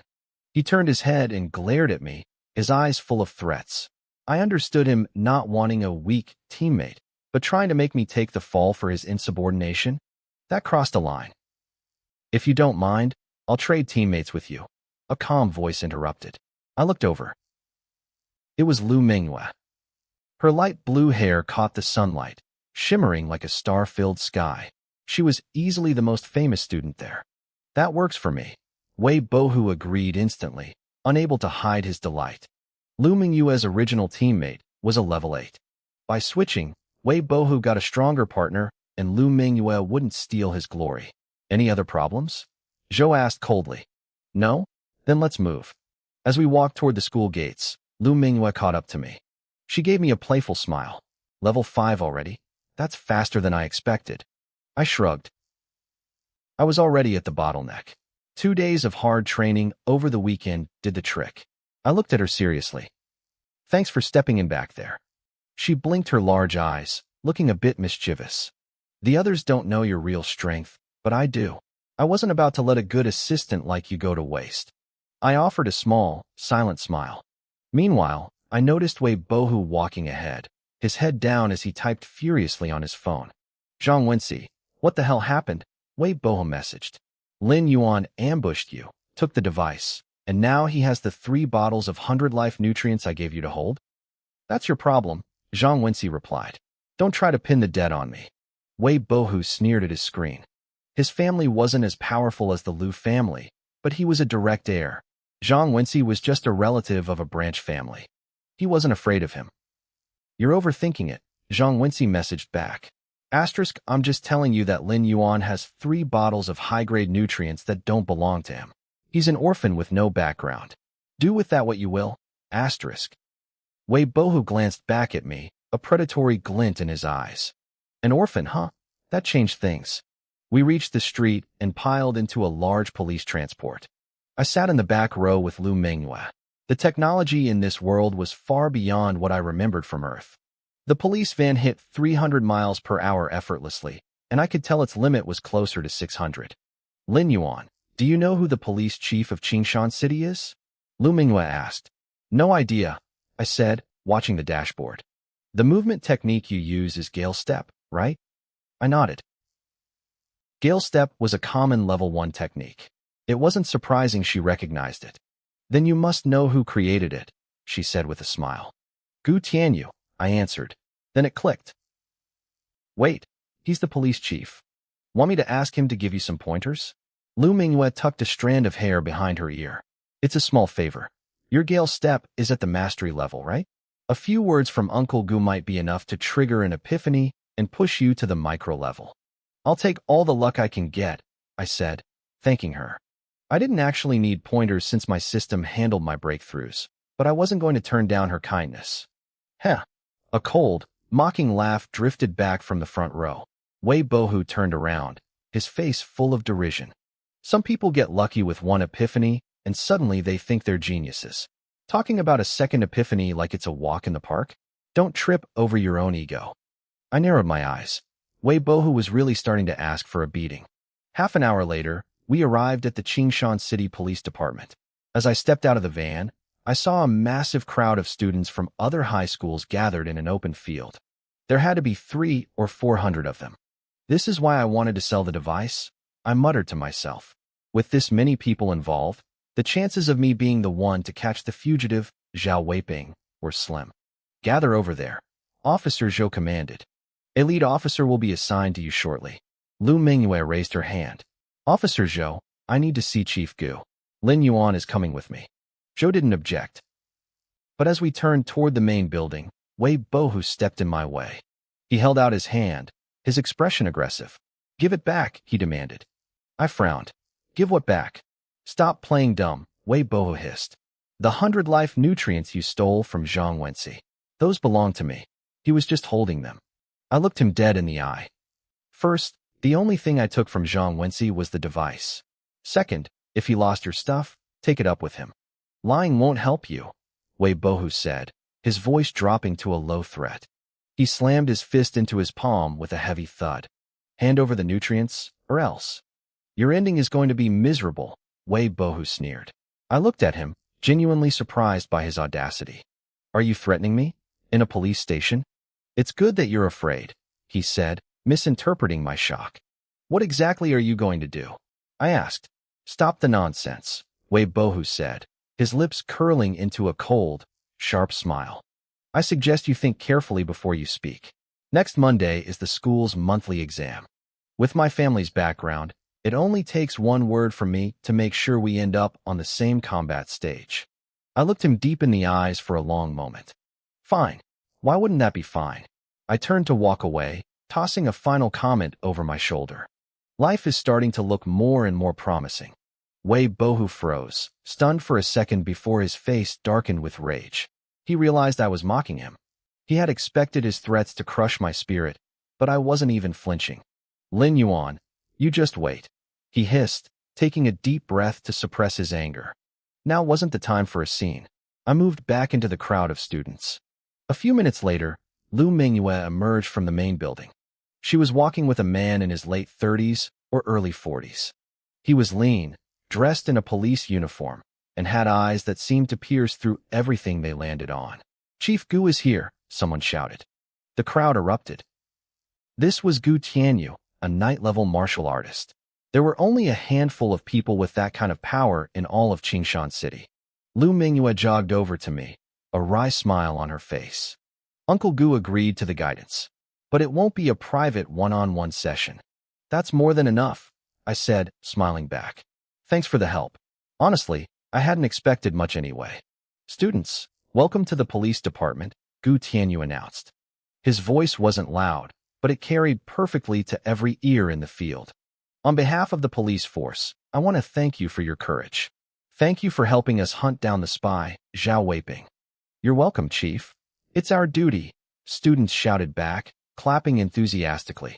Gu Tianyu pressed his hands down to quiet the crowd. You are the brightest young minds in our city. I don't have much to teach you in such a short time, so I'll demonstrate the Gale steps. As the creator of this technique, I have a bit of insight to share. The students grew frantic with excitement, quickly clearing a large space for him. Gale steps was only a rank 1 technique, but it was famous for its low energy consumption. In a fight where your stamina was drained, a low-level movement technique could be the difference between life and death. Plus, mastering a lower technique often paved the way for learning high-level ones much faster. Gu Tianyu didn't waste time. He moved. Suddenly, a breeze swept through the field. His movements were beyond mastery. My eyes widened. He wasn't actually moving that fast. I could outrun him, but his steps were impossibly smooth. Usually, no matter how fast you run, there's a tiny fraction of a second when your foot hits the ground and pauses. Gu Tianyu didn't have that pause. He flowed like melted chocolate. It was as if he wasn't using the wind. He was the wind. Gale Steps has detected high-level wind intent. Entering epiphany state. Cultivation speed skyrocketing. Progress increased by 40%. 35%. Gale Steps accumulation sufficient. Level up, micro level. The cold system notifications fired off one after another. A massive flood of insights crashed into my mind, making me feel lightheaded. Instinctively, I stepped out into the open space and began to practice the Gale Steps myself, letting my body catch up to the knowledge pouring into my brain. Gu Tianyu caught sight of me out of the corner of his eye. His gaze sharpened. He could feel my technique improving at a terrifying rate. What's up with that guy? One student whispered. Is he having an epiphany? Another asked, stunned. Holy crap, look at him. It really is an epiphany. Which school is he from? Look at the uniform. Qingshan First High. No wonder. Lu Mingyue stared at me, her eyes filled with disbelief. She had joked about me having epiphanies before, but seeing it happen again right in front of her was something else entirely. Nearby, Wei Bohu stood in the crowd, his face turning an ugly shade of gray. Gale steps accumulation sufficient. Level up. Expert level. Another notification rang in my head. My movements became even more fluid, my feet barely touching the grass. I felt like I was about to turn into a literal gust of wind. He's still in the epiphany. His Gale steps feel almost as good as Chief Gu's. I'm so jealous. Why can't I feel anything? Gu Tianyu stopped moving and watched me, a look of genuine praise in his eyes. As a knight, he knew epiphanies couldn't be forced. They required luck, but more importantly, they required incredible innate talent. Lu Mingyue walked up to him and whispered, Uncle Gu, that's Lin Yuan, the one I told you about. His thunderbolt / also reached the micro level through an epiphany. Gu Tianyu was genuinely shocked. Twice? And he's only a teenager? This kid's comprehension was monstrous. Asterisk progress increased by 10%. 9%. Asterisk epiphany ended. Gale steps current level. Expert, 99%. Asterisk. I came to a halt and stood straight. Asterisk to reach perfect level. An epiphany is required to break the boundary. Currently unable to break through. Asterisk. I blinked. My luck was that bad. I was only 1% away. It seemed the jump from expert to perfect wasn't just about practice. It was a bottleneck. I analyzed it quickly. To trigger an epiphany, I needed to expose the technique to something higher, like thunderbolt / sensing lightning, or Gale steps sensing Gu Tianyu's wind intent. The problem was, Gu Tianyu's wind had a limit. It could only take me to the peak of expert. To reach perfect, I needed something even more profound. In the world of martial arts, expert was usually the highest a normal person could go. Perfect was a realm typically reserved for the creators of the techniques themselves. A true young hero, Gu Tianyu said, clapping as he walked toward me. Chief Gu, thank you, I said, bowing slightly. He laughed. Don't thank me. An epiphany is your own talent at work. I can't take credit for that. If you hadn't demonstrated the technique, I wouldn't have had the breakthrough, I replied sincerely. Gu Tianyu nodded. Then his expression turned serious. If I'm not mistaken, your Gale steps have already reached the limit of the expert level. Yes, I admitted. The crowd gasped. Expert. That was a title given to the top tier of practitioners in any field. Many people spent decades training and never reached that level, even with a basic technique. Gu Tianyu thought for a moment. Lin Yuan, if your Gale steps ever reach the perfect level, come find me. I will personally teach you a new technique. I felt a surge of excitement. Thank you, Chief. A technique gifted by a knight would be at least A rank. The surrounding students looked at me with pure envy, their whispers filling the air. Gu Tianyu chatted with the students for a while longer before heading back to the main building. I didn't stay still. I started walking toward Wei Bohu with purpose. He had been looking for trouble since the moment I arrived, and I wasn't the type to just take it. He was at the 9th stage of awakening, sure, but he wasn't strong enough to crush me. Wei Bohu's face darkened instantly. Gale steps is just a basic level 1 martial art, he spat, his voice cold. Being at the expert level isn't that impressive. A B-rank movement technique at the proficient level could easily match it.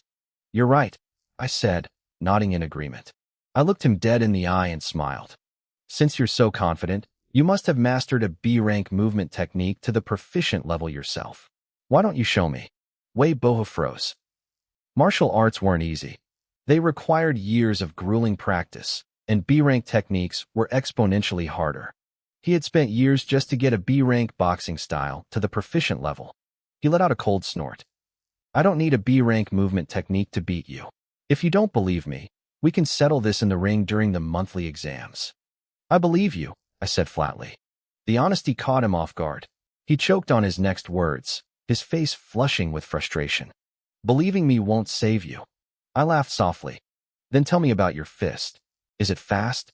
Can your punch break the sound barrier? Wei Bohu looked at me with pure disdain. Only a knight-level warrior can create a sonic boom. You're talking nonsense. So, you can't do it, I said, patting my chest with a look of mock relief. That's good. I was worried for a second. Wei Boha's brow furrowed. What do you mean? Well, if your punch isn't faster than the speed of sound, then it's definitely not faster than my voice, I explained, looking genuinely puzzled. So how are you going to hit me? Don't you understand? Your physics grades must be terrible. The exams are coming up, you know. You should focus on that. I leaned in closer. I'm saying that if something doesn't exceed the speed of sound, it can't outrun a voice. Do you get it now? Lu Mingyue couldn't help herself. She burst out laughing at my serious tone. The students nearby followed suit, their laughter echoing across the field. Wei Boha's face turned a mottled shade of red and purple. He gave me one last hateful glare before shoving his way through the crowd and storming off. That was mean, Lu Mingyue said, still smiling. You basically treated him like he was an idiot. I shrugged. He asked for it. I just gave him a lesson. Anyway, I haven't congratulated you on your epiphany yet, she added. I sighed. It's a mixed blessing. What's wrong? I'm just one step away from the perfect level, I said, feeling the frustration itch at the back of my mind. Being stuck in the middle is annoying. Honestly, I'd almost rather not have had the epiphany at all. Lu Mingyue went silent. I looked at her. Why aren't you talking? I realized I shouldn't have laughed at Wei Bohu, she muttered. We chatted for a bit until the police escort arrived. They moved with heavy, serious strides, instantly killing the relaxed atmosphere. The leaders started calling out names, assigning students to their respective officers. I scanned the group and raised an eyebrow. I saw a familiar face. Zhou Wei. He was a formal martial artist. I glanced at Lu Mingyue's profile. It wasn't a coincidence that we were assigned to him. It was definitely because of her status. In the Qingshan police force, most officers were only at the 8th or 9th stage of awakening. Get in the car, Zhou Wei commanded. We'll talk on the way. We drove about 10 kilometers to a massive shopping plaza. It was a bustling hub of activity, packed with shops and thousands of people weaving through the corridors. I remembered coming here a few times in the past. Zhou Wei pointed toward the complex. This is our search area. Zhao Weiping is likely here. Lu Mingyue looked confused. Why here? Checkpoints are at every exit of the city, Zhou Wei explained. If he wants to survive, he has to flee into the wilderness. To do that, he needs supplies. This is the best place to get them. Our job is to find him when he shows up. Just the three of us? I asked, looking at the sprawling plaza. This place saw over 100,000 people a day. That's not an issue, Zhou Wei said. Every surveillance camera here is linked to the police department's Skynet system. If Zhao Weiping shows his face, he'll be identified instantly. But he's not stupid. He'll use a disguise. He handed us 2 earpieces. Put these on. The Skynet AI will alert us whenever it spots a customer it can't identify. We just need to go over and verify who they are. People wearing masks or heavy makeup are a minority. The 3 of us can handle it. We put the earpieces in. Once Zhou Wei saw we were ready, he nodded. Go get familiar with the layout. Move out. Several days passed. A persistent spring rain hung over Qingshan City, turning the sky a depressing gray. The crowds at the plaza thinned out, and the atmosphere felt heavy. I leaned against a tree on one of the plaza's internal streets, watching the fine drizzle.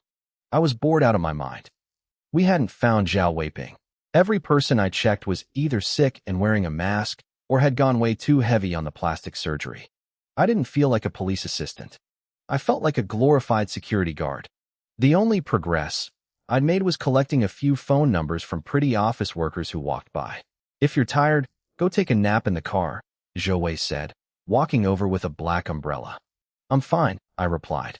My eyes were sharp. I had broken through to the 6th stage of awakening that morning.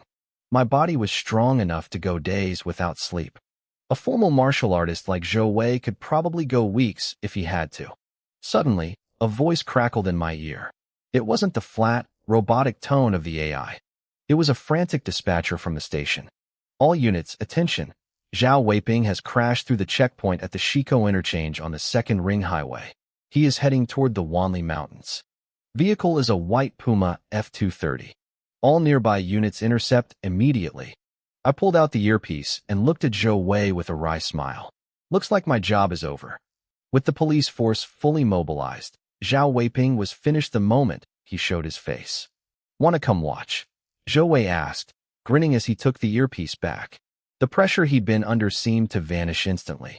I shook my head. "The interchange is miles away. By the time we get there, it'll be over." Lu Mingyue agreed. "I'm not going either." "Then I'll see you later," Zhou Wei said, heading for his car. "I'll buy you both dinner when this is settled." He drove off into the rain. Lu Mingyue watched the car disappear before turning to me. "What now?" "Going home." "Yeah," I said. "I need to pick up some beast meat first." It wasn't as effective as the high-grade nutrition fluids, but it was cheaper. For me, it was the best value for my money. "I'll go with you," she said. "I need to stop by the butcher anyway." I looked at her, surprised. "What?" She laughed, rolling her eyes. "I'm not some helpless princess. I'm actually a great cook. I have a junior chef certification, and I'm planning to get the next level after the exams." We walked toward the butcher shop, chatting despite the rain. Because of the weather, the shop was nearly empty. There was only one other customer, a man wearing a thick mask, likely to block the smell of the raw meat. He was busy picking out several large cuts of beast meat at the counter. Lu Mingyue saw the mask, and her training kicked in. She stepped forward. "Sir, I'm with the police assistance team. Please remove your mask and show your ID." I couldn't believe it. Lu Mingyue was already developing a professional habit before she even graduated. I was about to say something to stop her, but the customer at the meat counter turned around. He pulled down his mask, and my heart skipped a beat. I knew that face. I'd seen it on the news a dozen times. It was the Tianwu spy, Zhao Weiping. My hand moved like a flash of lightning, gripping the hilt of my silver blood blade. The butcher recognized him too, his eyes widening in terror. He didn't get to finish his sentence. Zhao Weiping swung his palm with crushing force. There was a sickening thud, and the butcher's head was driven straight into his own chest. He was dead before he hit the floor. The two security guards in the shop reacted instantly, reaching for their sidearms. Puff, puff, two dull sounds echoed. The guards, both high-level awakened, collapsed. A heavy meat cleaver was buried deep in each of their hearts. Blood began to pool across the floor, turning the tiles a dark, visceral red. My scalp went numb. I hadn't even seen him move. If those blades had been aimed at me, I'd be a corpse right now. The police reports were wrong. His injuries weren't that severe, and he certainly wasn't fleeing the city in a car. This man was a monster.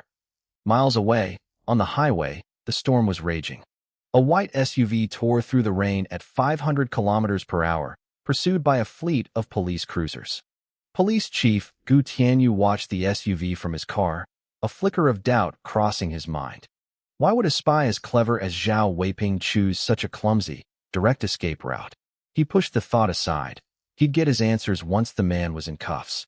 Gu Tianyu kicked his car door open while moving at top speed and vanished. A second later, he appeared standing on the roof of the fleeing SUV. The wind screamed past him, but he didn't flinch.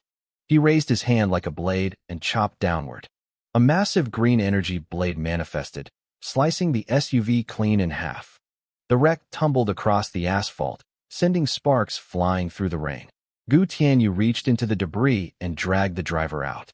The face was Zhao Weiping's, but the eyes were hollow, like a puppet's. "Zhao Weiping, you're under arrest," Gu began, but he stopped. He felt the weight in his hand change. With a light squeeze, the body disintegrated into red sparks of light, leaving nothing behind but a pile of empty clothes. A clone ability. Gu Tianyu's face paled. "Damn it, it's a diversion." Back at the butcher shop, Zhao Weiping sighed, looking at us with a touch of frustration. "And here I thought all the cops had left the city." He studied our uniforms. "High schoolers.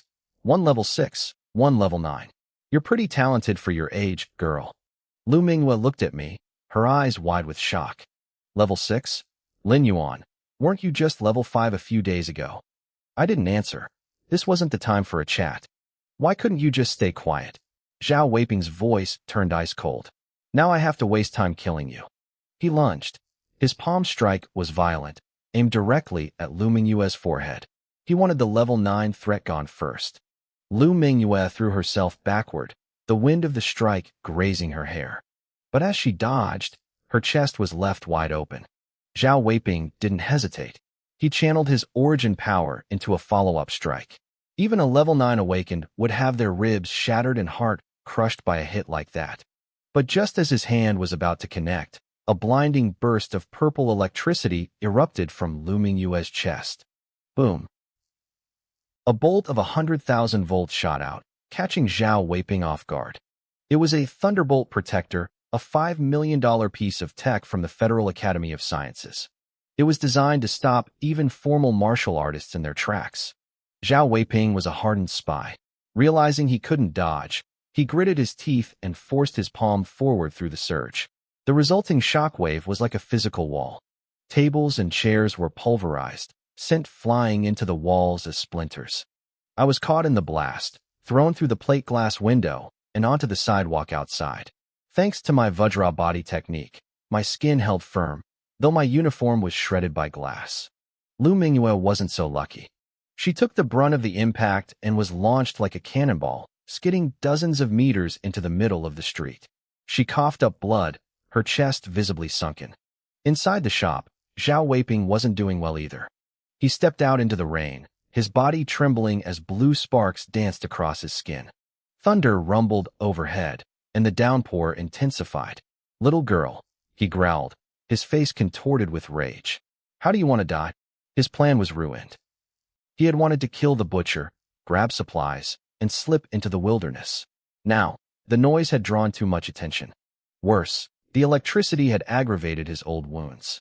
He was no longer at the level of a formal martial artist, but he was still stronger than any awakened student.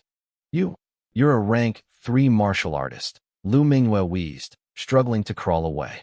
Despair filled her eyes. Even 100,000 volts hadn't killed him. "Correct," Zhao Weiping sneered. "Your reward is death." He raised his fist and dove toward her, aiming to crush her skull like a ripe melon. He wanted to see her head explode. He needed to vent his fury. Clang. Lu Mingyue squeezed her eyes shut, waiting for the end. She felt a massive vibration, but no pain. She opened her eyes and gasped. Half a meter above her, a long, slender warblade was held horizontally. The blade was covered in cracks, looking like it might shatter at any moment, but it held firm against Zhao Weiping's fist. I had stepped in. My heart was hammering against my ribs. I didn't know why I did it. Maybe I knew I couldn't outrun him. Maybe I just couldn't watch her die. Or maybe, part of me really wanted to see if I could take his head. A hero saving the beauty? Zhao Weiping taunted, his eyebrows lifting in surprise. He was weakened, yes, but a level 6 student shouldn't have been able to stop his strike. I forced a grin, trying to hide the tremor in my hands. Not exactly. This girl is from a famous rich family at school. If I save her, I can demand a massive reward. Tell you what, Zhao, you give me 200,000, and I'll walk away right now. Cash or transfer, I'm flexible. I was just talking to buy time. We were in the middle of the street. People were watching. Surely, the police were already on their way. Your clever little plan won't work, Zhao Weiping sneered, his voice cold. The police were all lured away by my double. They won't be coming anytime soon. He wasn't stupid. He knew I was stalling. He didn't waste another second. He shifted his weight, preparing to launch. I didn't wait for him to move. I felt the thunderous rhythm of the thunderbolt erupting within my veins. I struck first. My silver blood warblade sliced through the falling rain, leaving a trail of glowing light in its wake. It was a lightning-fast strike aimed straight for his throat. Micro-level blade technique? And at such a high level. Zhao Weiping's eyes widened with genuine surprise. It seems your talent is even better than the girl's. A red light flashed in his eyes. His origin power exploded outward, propelling his body half a meter to the side. He avoided my blade with terrifying ease. Die, he roared. Before I could pull my sword back, he lunged. His fingers curled into a claw, red energy condensing at the tips until they looked like half-foot-long crimson blades. He swung at my throat. The air itself seemed to explode with a deafening boom. I scrambled backward, pushing my gale pace to the absolute limit. My body felt like it was turning into the wind itself, sending rainwater splashing in every direction. Flash. The red claws grazed me. I felt a stinging heat. 5 thin lines of blood appeared on my neck. My heart went cold. My diamond body technique was at the 3rd level, but against raw origin power, it felt like wet tissue paper. If my movement technique hadn't been at the peak of the expert level, that single swipe would have taken my head off. This wasn't like sparring with Ma Hai or Zhang Wenxi. This was real. If I lost, I died. Everything would end right here in the mud. The rain poured down harder, freezing and relentless. A wave of primal terror surged through me. Facing death is a horrific thing, and I was no exception. I was terrified. I took a deep, shaky breath. I forced the freezing air into my lungs, using the cold to numb the fear. I pushed the panic down into a dark corner of my mind. Fear wouldn't save me. It would only make me die faster. I had to be calm. I had to be perfect. Your movement is that good too? Zhao Weiping paused, a cruel, satisfied smile spreading across his face. Killing a genius like you. I bet the Federation will really feel the sting of this loss. You're not killing anyone, I said, my voice flat. I held my blade vertically in front of my chest, my eyes locking onto his. Zhao Weiping, you Federation scum, surrender now. Hold on, kid. We're coming to help.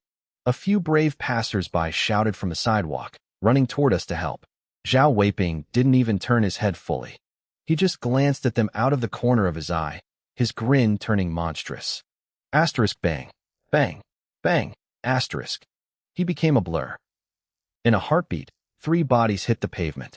Blood mixed with the cold rain, washing down the street. The other people who were running to help stopped dead in their tracks, their faces turning pale with horror. Don't come over here, I shouted, my voice raw. Everyone get back. Martial arts were common in the Federation, but most people stopped training seriously once they started working. These people were only at the middle stages of awakening. Against a monster like this, they weren't help, they were just targets. Their presence would only get in my way. Be careful, young man, a middle-aged man yelled, ushering the others away as they retreated in a panic. Zhao Weiping didn't chase them. He didn't care about them. He turned back to me and charged. To him, 1,000 ordinary lives weren't worth as much as one dead genius. I met him head-on. Our blades and claws clashed in the middle of the storm, a dance of cold steel and red energy. While we fought for our lives, a van pulled up at the west end of the shopping plaza. It had the logo for Qingshan City Television on the side. It's so unfair. A young woman named Wang Ershui complained from the passenger seat. She was a rookie reporter, barely 20, with big eyes full of frustration. Sisterly gets to cover the police hunt for Zhao Weiping, and I'm stuck reporting on plaza snacks in the rain. The cameraman, an older man acting as the driver, chuckled. You just started, Ershui. Give it a few years. I've been here 6 months. When am I going to get a real scoop? She grumbled as she stepped out of the van. She froze, as dozens of people were screaming, sprinting out of the plaza in a blind panic. She grabbed a passerby. What's happening? It's Zhao Weiping. He's in the plaza. He's killing people, the man gasped. A student is fighting him right now. Wang Ershui stood stunned. The station had said Zhao Weiping was miles away on the highway. Then, the adrenaline hit. She didn't care why he was here. This was the story of a lifetime. She didn't even grab an umbrella. She grabbed the cameraman and sprinted toward the center of the plaza. After a few hundred meters, 2 figures emerged through the curtain of rain, locked in a deadly struggle. Start the feed, she shouted, pulling out her microphone. Now, this is Qingshan Television. I'm reporter Wang Ershui, she shouted into the camera, her voice competing with the thunder. It is March 24th, 1:30 p.m. We are witnessing a brutal attack by the spy Zhao Weiping. Several citizens have already been murdered. Right now, a brave young student is risking his life to hold him back. We don't know his name yet, but he is wearing a Qingshan First High uniform. Behind her, the battle was savage. My blade sparked against his origin power over and over. Rainwater sprayed everywhere as we tore up the pavement. Back at the TV station, the middle-aged director was lounging in his office when the feed popped up on his monitor. What is Wang Ershui doing? I told her to cover food. Then he heard her words. He jumped so fast he fell out of his chair. Don't help me up. Go tell the station head. Now, he scrambled to his feet, ignoring the pain in his backside. Wait, there's no time. I'm making the call. Put this on every single channel we have. Move. In less than a minute, all 17 channels of Qingshan TV switched to the same image. Breaking news, a voice announced. Across the city, millions of people looked up at their screens. In homes, offices, and restaurants, the world stopped. Mom, stop scrolling. Look at the TV. Lee, turn on the news. It's on every channel. A kid is fighting a spy alone. The viewership numbers skyrocketed. The live stream was ripped and shared across the internet, spreading like wildfire. At Qingshan First High, students crowded around phones in the hallways. Wait, isn't that Lin Yuan? I know him. He's the senior with the micro-level Thunderbolt slash. He's going to die out there. Someone help him. The school principal slammed his fist on his desk. I'm the principal. Get every teacher with high-speed movement techniques to that plaza immediately. On a stretch of the city highway, Director Gu of the police force was staring at his phone. A subordinate had just handed it to him. He saw the girl bleeding on the ground, and his face went white. Lu Mingyue and Lin Yuan. They won't last much longer, Gu Tianyu hissed. Contact the commander of the 27th Army Group. Tell them we need a sky mecha. Now, in another part of the city, a massive roar echoed from the top of a luxury skyscraper. Where? A thick reinforced wall exploded outward. A tall, powerful figure burst through the debris, leaping into the air.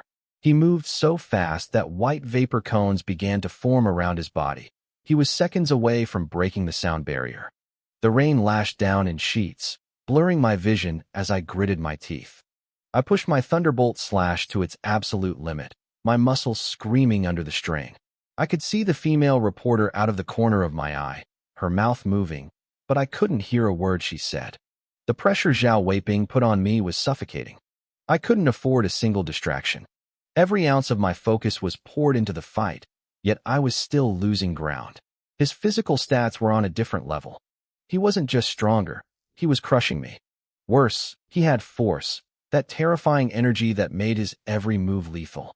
Even my third-level Vajra body couldn't hold up forever. I tried to dodge, but I wasn't fast enough.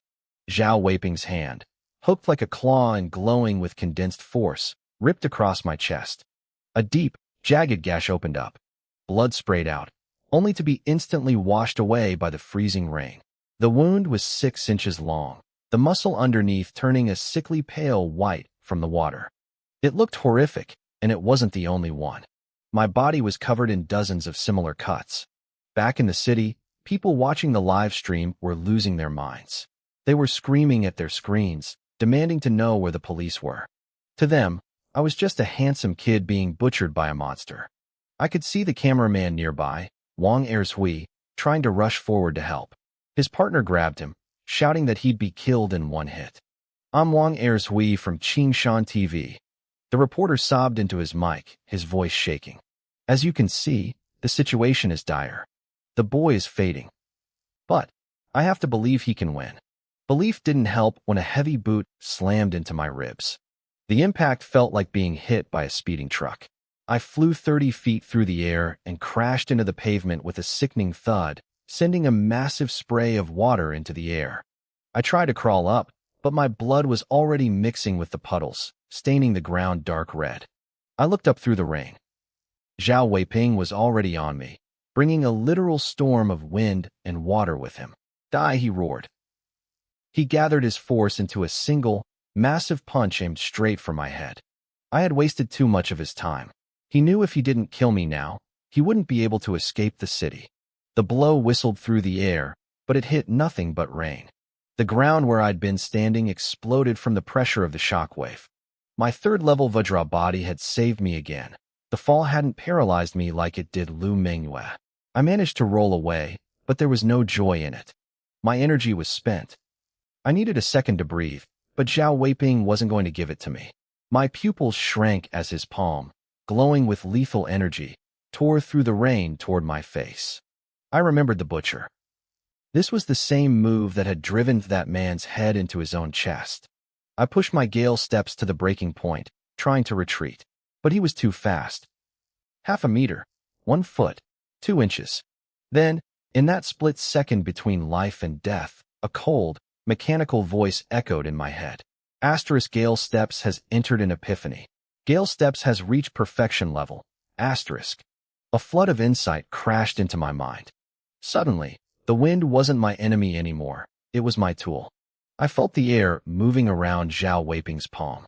As his strike came forward, I didn't just move. I flowed. I borrowed the force of his own wind to propel myself backward, gliding away like a leaf in a storm. His palm struck empty air. Zhao Weiping frowned, his eyes narrowing. He didn't understand how my speed had suddenly doubled. He surged forward again, his legs pumping with force, closing the gap in a heartbeat. He threw a punch. I drifted to the side. He threw another. I slipped past it with a fluid grace that felt like dancing. He was losing his mind. He didn't believe someone could have a breakthrough in the middle of a life-and-death struggle. That only happened in movies. He unleashed a barrage of punches, fast as lightning and dense as the rain itself, but every single one missed. High above the city, Director Gu stared at his phone in shock.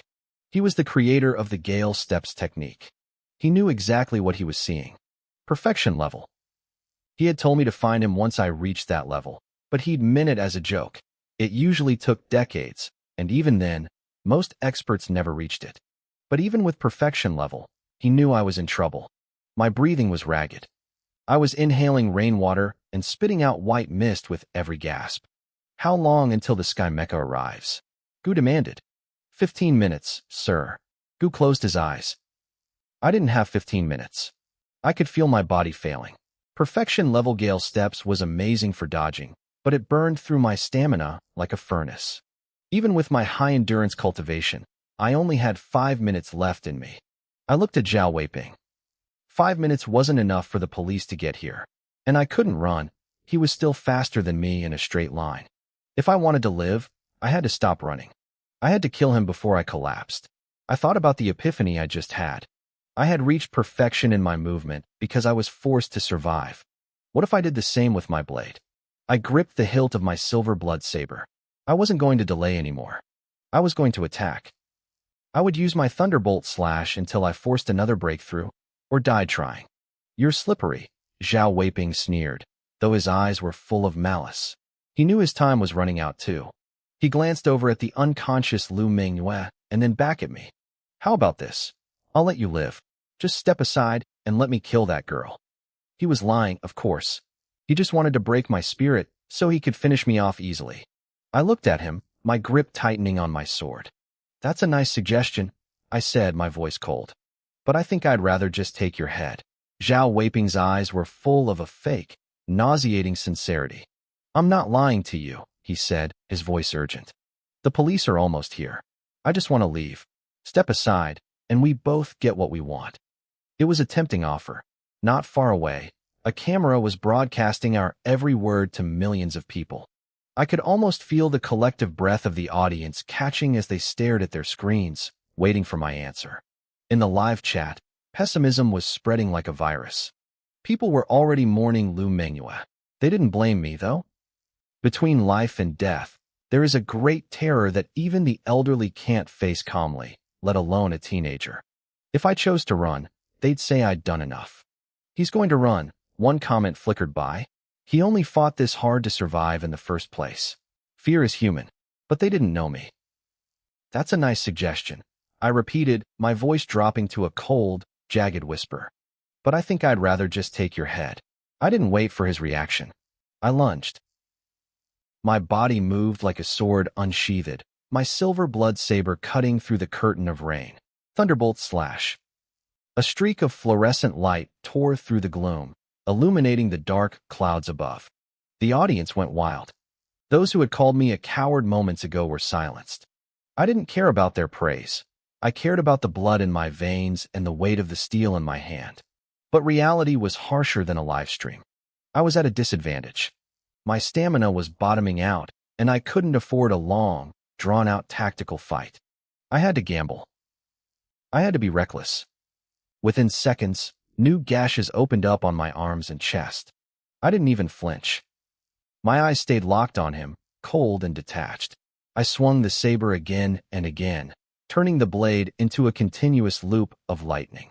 Zhao Weiping roared, throwing a punch packed with raw essence. The force was terrifying, whistling through the air and blasting the rainwater into a fine mist. My hair whipped wildly in the shockwave, but I didn't dodge. A low rumble of thunder erupted from my own body. I swung the silver blood saber in a horizontal arc, aiming straight for his throat. Die! I hissed.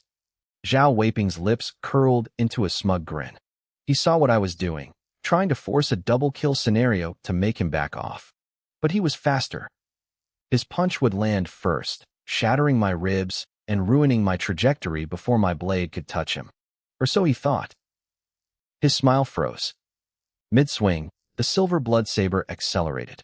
It still wasn't faster than his fist, but it was fast enough that even if he hit me, the tip of my blade would rip his throat open before I flew back. Damn you, he growled, pulling his punch at the last millisecond to intercept the blade. Clang! The collision sent sparks flying through the ring. The vibration numbed my arms, and the saber was knocked back violently. I didn't mind. I was smiling.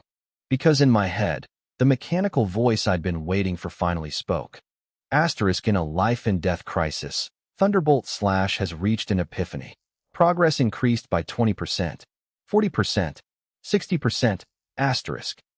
I charged again. 1 strike, 2 strikes. Each one was faster than the last, timed to the rhythm of the crashing thunder above. I was becoming the storm. Zhao Weiping's face turned ashen. He was struggling to keep up. He couldn't understand how someone could have a second breakthrough in the middle of a single fight. To him, I wasn't a student anymore. I was a monster. Thunderbolt Slash has reached expert level. A flood of new understanding surged into my mind. The way I held the grip, the way I channeled my strength, it all shifted. Boom. A sound like a heavy drum exploded from my chest. I swung the saber diagonally. It was a blur of light nearly 10 feet long. Zhao Weiping's eyes widened. He tried to leap back, but he was too slow. Punch! The blade bit deep. A spray of crimson mixed with the rain, splashing onto the pavement. Zhao Weiping stumbled back 10 paces, his hand clutching his chest. A massive wound ran from his left shoulder down to his right hip, so deep I could see the white of his ribs. For the first time since the fight started, I had drawn blood. Zhao Weiping looked down at the wound, his breath coming in ragged gasps. He was terrified. If he had been a fraction of a second slower, I would have cleaved him in half. He looked at me with pure confusion. A breakthrough is supposed to be a moment of clarity, a slight edge. Why was I getting exponentially stronger every second? He wasn't the only one confused. Even the experts watching the feed, like Gu Tianyu, were shaken. This was my third epiphany in one afternoon. It was beyond talent. It was demonic. The rain began to thin out. On the street, I stood my ground, my saber humming. Every time Zhao Weiping tried to counter, I hit him 10 times harder. Blood flowers bloomed across his body. He was done. He knew it. Kid, Zhao Weiping spat, his voice trembling with malice. I'll be staying in Qingshan City for a while. Once I heal up, I'm going to find you and take my time killing you. He turned to bolt. I let out a short, sharp laugh. You think you're leaving? You can't stop me, he sneered over his shoulder. He was faster than me in a sprint. He thought he could just walk away. Try me. I stepped forward and swung. The fluorescent arc of my blade stretched out, its speed suddenly doubling. Zhao Weiping didn't even have time to raise his arms. Slash. Another deep gash appeared on his back, exposing bone. How? He wheezed, clutching his side. Your movement isn't fast enough to catch me. I didn't answer. I just kept moving. The system notifications were still ringing in my head. Asterisk progress increased by 10%. 10%. Asterisk. I had reached expert level, but the epiphany hadn't stopped.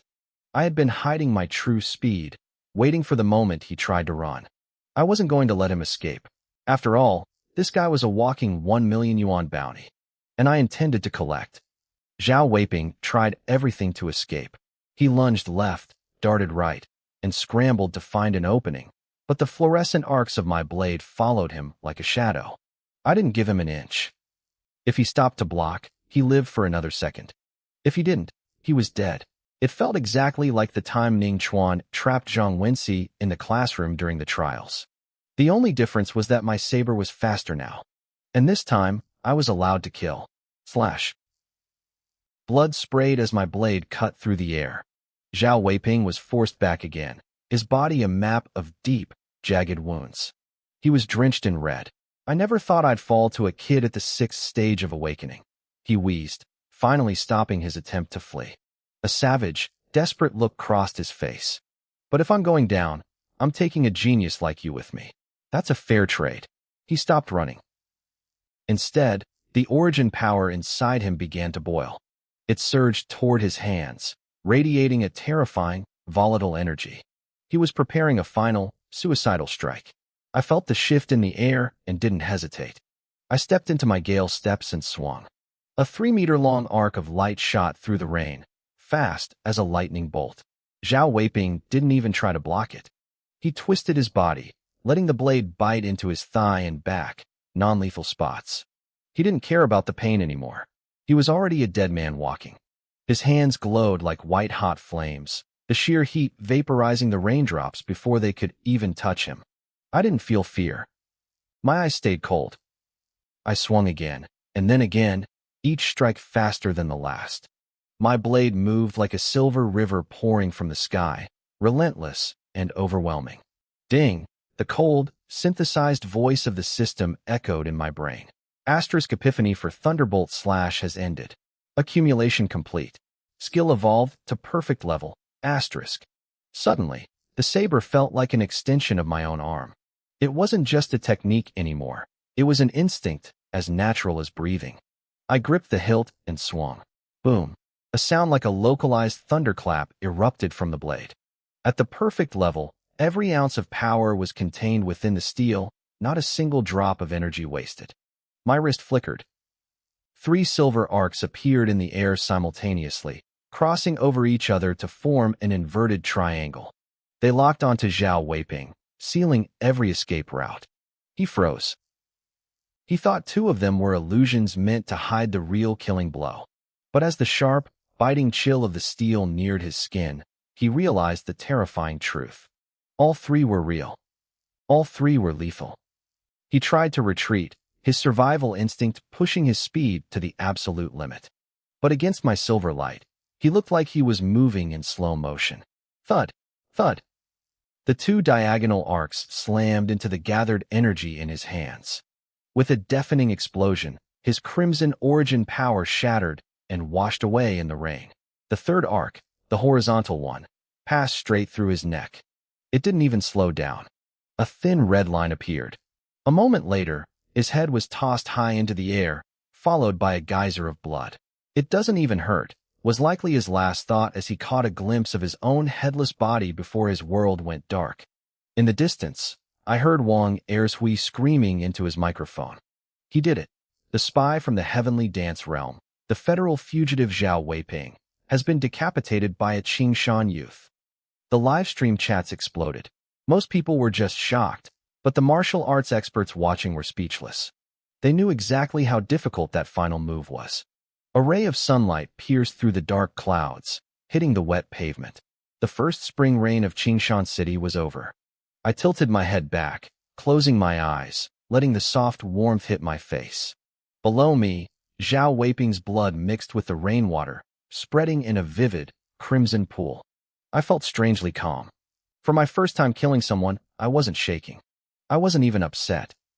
In the eyes of the Federation, he was a monster. To his own people, maybe I was the villain. It wasn't about right or wrong. It was just about who was stronger. The heart of the martial path. I whispered to myself, falling into a deep thought. Where? A massive, booming voice snapped me out of it. Before I could even process the sound, a tall, imposing figure blurred into my vision. He was suddenly there, cradling the fallen Lu Mengyue. His speed was terrifying. I stared at him, my heart racing for the first time. "Dad, I'm okay," Lu Mengyue said weakly. She pointed toward me. "He's my classmate. He saved me. He killed Zhao Weiping." I knew who he was immediately. Lu Zhan, the master of the Jidao Martial Arts Hall and the strongest man in Qingshan City. Lu Zhan looked at me, his gaze heavy. "Your first kill?" "Yeah," I said, nodding simply. If this had been yesterday, I would have been nervous or tried to impress a man of his stature. But after a fight to the death, My mind had changed. I felt a profound sense of peace. Not bad, Lu Zhan said. That was it. Lu Minghua looked at me in surprise. She knew her father was incredibly harsh. Even when she got scouted by Galaxy University, he only told her she was average. A few minutes later, the silence was replaced by the wailing of sirens. Police cars and ambulances flooded the street. Later, at the Qingshan First People's Hospital, the smell of disinfectant filled the air. I was in a VIP suite, and the hallway was already overflowing with flowers. Representatives from every major organization in the city were lined up to see me. Cameras flashed constantly. I put on my best polite smile and thanked everyone. I didn't care about the fame, but I definitely cared about the rewards. The first high school gave me 2 bottles of longevity nutrient solution. The mayor's office handed over 100,000 yuan in cash. The Education Bureau gave me another bottle of nutrients, and a Brave Youth Foundation added another 150,000 yuan. After an hour of photos and handshakes, the room finally cleared out, leaving only my friend Guorinyu to help look after me. Man, earning money is exhausting. I sighed, rubbing my face. My smile was literally stuck. But if this is the payout, I wouldn't mind doing it again. I tried to shift in bed, but a sharp, stinging pain shot through my side. I hissed, clenching my teeth. Now that the adrenaline was gone, the reality of my injuries was setting in. My diamond body technique was good, but it hadn't been enough to fully block Zhao Weiping's desperate origin power.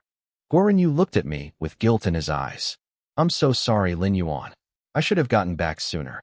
The police districts are all managed separately, and I couldn't get the word through fast enough. I waved him off with a grin. Don't worry about it. I gained a lot from this. And I meant it. My Gale Steps and Thunderbolt Slash were both at the perfect level now.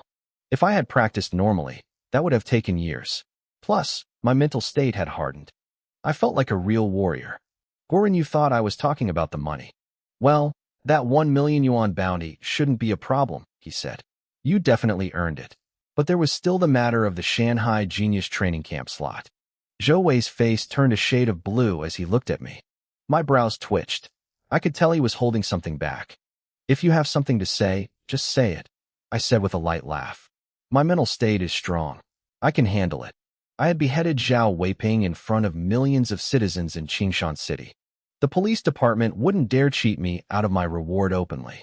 Zhou Wei leaned in and whispered. Some of the officers reviewed the surveillance footage from the meat shop.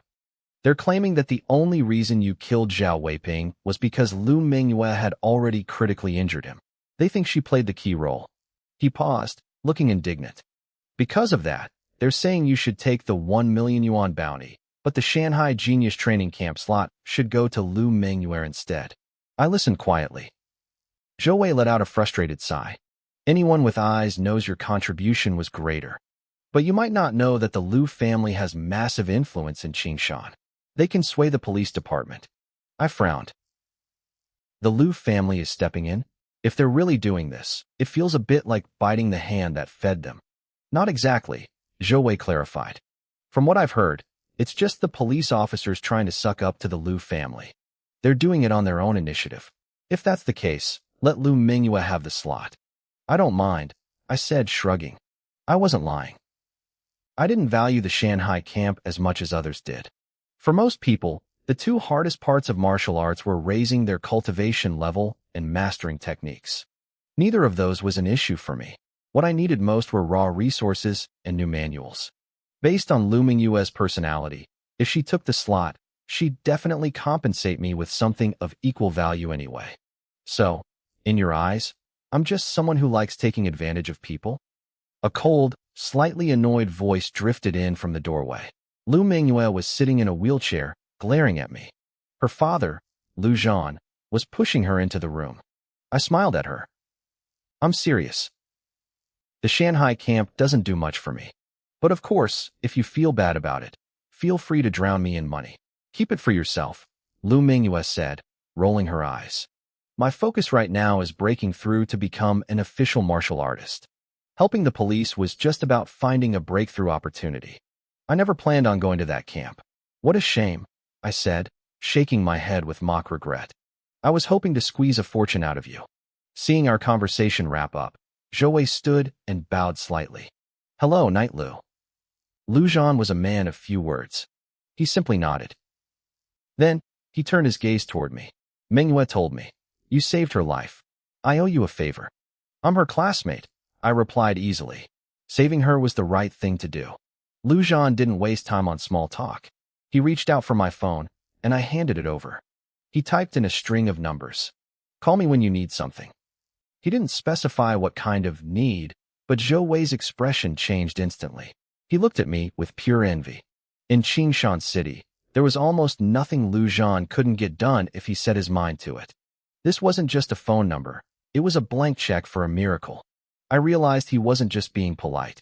My soul had evolved, making me stronger, but I wasn't so detached from the world that I'd turn down a powerful backer.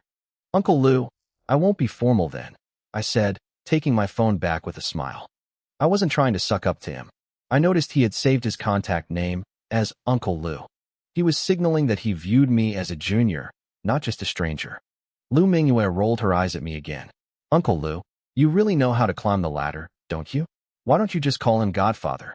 Since the rescue, her attitude toward me had become noticeably more intimate, though she probably hadn't realized it herself. Is that an option, Uncle Lu? I joked. We chatted for a bit longer before the Lu family left. Once I was alone, I lay back and started tallying my gains for the day. 9 bottles of longevity nutrient solution. Over 1 million yuan in cash and checks. Another million still pending from the police. My bank account balance was already at 60,000. I did the math and nearly jumped. It was close to 5 million yuan. If I was careful, this was enough to fund me all the way to becoming a martial artist. Money wouldn't be a problem for a while. It's time to change my breathing method, I thought. Different grades of breathing methods had different tempering effects. If I had been practicing an S-rank method focused on endurance today, I wouldn't have had to risk everything to kill Zhao Weiping so quickly. I could have just danced around him with Gale steps until he collapsed. Unfortunately, S-rank methods weren't for sale. Private factions kept them locked away as the foundation for their heirs. The federal government had a few, but they required massive amounts of merit points. Killing Zhao Weiping gave me some, but it was a drop in the bucket compared to what an S-rank technique cost.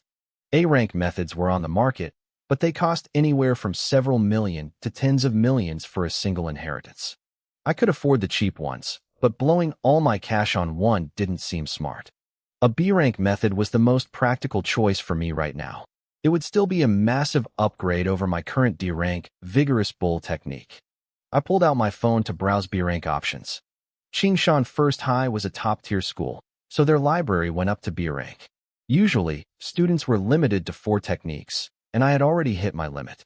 But with my current strength and the merit of killing a major criminal, the school leaders would likely turn a blind eye and let me borrow another B-rank manual for free.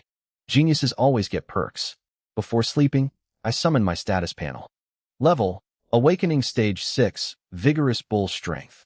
Micro level, 12%. Gale Steps, Perfect level, 7%. Thunderbolt Slash, Perfect level, 1%. Ancient Killing Art, Proficient, 23%. Diamond Body, Level 3, 27%. I stared at Gale Steps and Thunderbolt Slash. Perfect was supposed to be the limit. There were no sublevels. Once you hit it, you were done. Usually, the system stopped giving me insights at that point, but the progress bars were still moving. Was it a bug, or was there something beyond perfection? I thought about it for a long time, but couldn't find an answer. Eventually, I closed my eyes. It didn't matter. Once it hit 100%, I'd find out. I slept heavily that night, finally making up for days of exhaustion. I didn't wake up until 9 a.m. the next morning. I felt refreshed. To my surprise, the stinging pain in my side was almost gone. Zhou Wei told me the Lu family had brought in a professional healing type awakened from the capital overnight. The doctor checked me over and cleared me for discharge. I didn't hang around. I grabbed a cloth bag from a nurse, stuffed my nutrient solutions and cash inside, and said goodbye to Zhou Wei. The weather was beautiful. The sun was warm, and a light breeze brushed against my face. I stood by the roadside, debating whether to go home or head back to school. Suddenly, a shadow fell over me. I looked up. Wei Bohu was standing right in front of me. Still planning on the monthly exam arena? I asked, my voice calm. Whatever you arrange, I added with a grin. My injuries would be fully healed long before the exam. With both Gale Steps and Thunderbolt Slash at the perfect level, facing a level 9 Awakened wasn't even a challenge. Even if that opponent had mastered a B-rank technique to the proficient level, they wouldn't stand a chance. Wei Bohu wanted to manipulate the monthly exams. Fine. I was going to show him exactly what a real surprise looked like. Or more accurately, the joy would only last until he stepped onto the stage. After that, there would only be terror. You really think killing a half-dead spy makes you a professional warrior? Wei Bohu curled his lip, his tone dripping with sarcasm. He hadn't seen the live broadcast. He'd only read a few news reports that praised my blade skills to the heavens. He didn't believe a word of it. To him, journalists were just professional liars who loved to exaggerate. Whatever. I'm not here to argue with you, Wei Bohu said, shaking his head. I'm here for business. What kind of business? I asked casually. This isn't the place to talk. Wei Bohu pointed toward a black luxury car parked nearby. Let's talk in my car. I thought about it for a second and nodded. I was the center of attention right now. The government was watching, and the media was everywhere. Unless Wei Bohu was a complete idiot, he wouldn't try to ambush me in broad daylight. Still, I wasn't naive. As I followed him, I pulled out my phone, tapped the screen a few times to set a safety measure, and shoved it back into my pocket. The interior of the car was incredibly spacious. Unlike a normal car, the two rows of leather seats faced each other. Between them sat a folding table made of a rich, dark wood that looked expensive. A middle-aged man sat there. He wore high-end clothes and looked a lot like Wei Bohu, though his eyes were narrower and held a cold, calculating glint. The young hero who beheaded the spy in one strike, the man said, offering a warm, practiced smile. You certainly look the part. This is my father, Wei Bohu announced proudly. Wei Qiansa, the chairman of the Wei Corporation. I didn't blink. I sat down heavily, taking up as much space as I wanted. Don't waste my time. What do you want? Just say it. I had no interest in playing social games with people like them. Wei Bohu's brow furrowed, but he forced himself to stay patient. I want to buy your spot in the Shanghai talent training camp, he said. I froze for a second. You can buy and sell those spots? The Shanghai training camp wasn't some private school. It was run by the Donglin Administrative District Government. It was a purely official institution. Normally, no, Wei Bohu said with a smug smile. But in Qingshan City, there is nothing the Wei Corporation can't do. I'll give you 1 million. All you have to do is sign a transfer agreement. I raised an eyebrow and let out a short, dry laugh. You talk up the Wei Corporation like it's some legendary empire, and this is your offer? 1 million. To the old me, 1 million was a fortune. But it wasn't enough to buy a spot in that camp. There were plenty of private cram schools for the college entrance exams, and the top-tier ones charged millions just for registration. Shanghai was more powerful than any of them. You couldn't even get in with just money. Wei Bohu snorted. You think 1 million is too little? You're an orphan. Have you ever even seen that much money? You wouldn't earn that in a lifetime. Thud. I tossed my cloth bag onto the table. The mouth of the bag fell open, revealing thick stacks of cash mixed with several bottles of expensive longevity nutrient solution. A few checks poked out from the pile, and not a single one had fewer than 6 figures written on it. I looked at Wei Bohu and blinked innocently. I'm sorry, what did you say? This bag is just so heavy, I can barely carry it.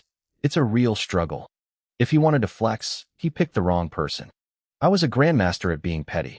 Wei Bohu's face turned a brilliant shade of purple, his mouth snapping shut. Beside him, Wei Qiansa remained unbothered. He smiled thinly. It's a business negotiation. Disagreeing on price is normal. If Student Lin isn't happy with the offer, feel free to name your own. I thought about it for a moment. I decided to test the waters. 20 million. I knew I was asking for a lot, but that's how negotiations worked. You start high and settle in the middle. My bottom line was 10 million. If he could pay that, I'd sell. I wasn't worried about Wei Bohu getting stronger and coming after me later.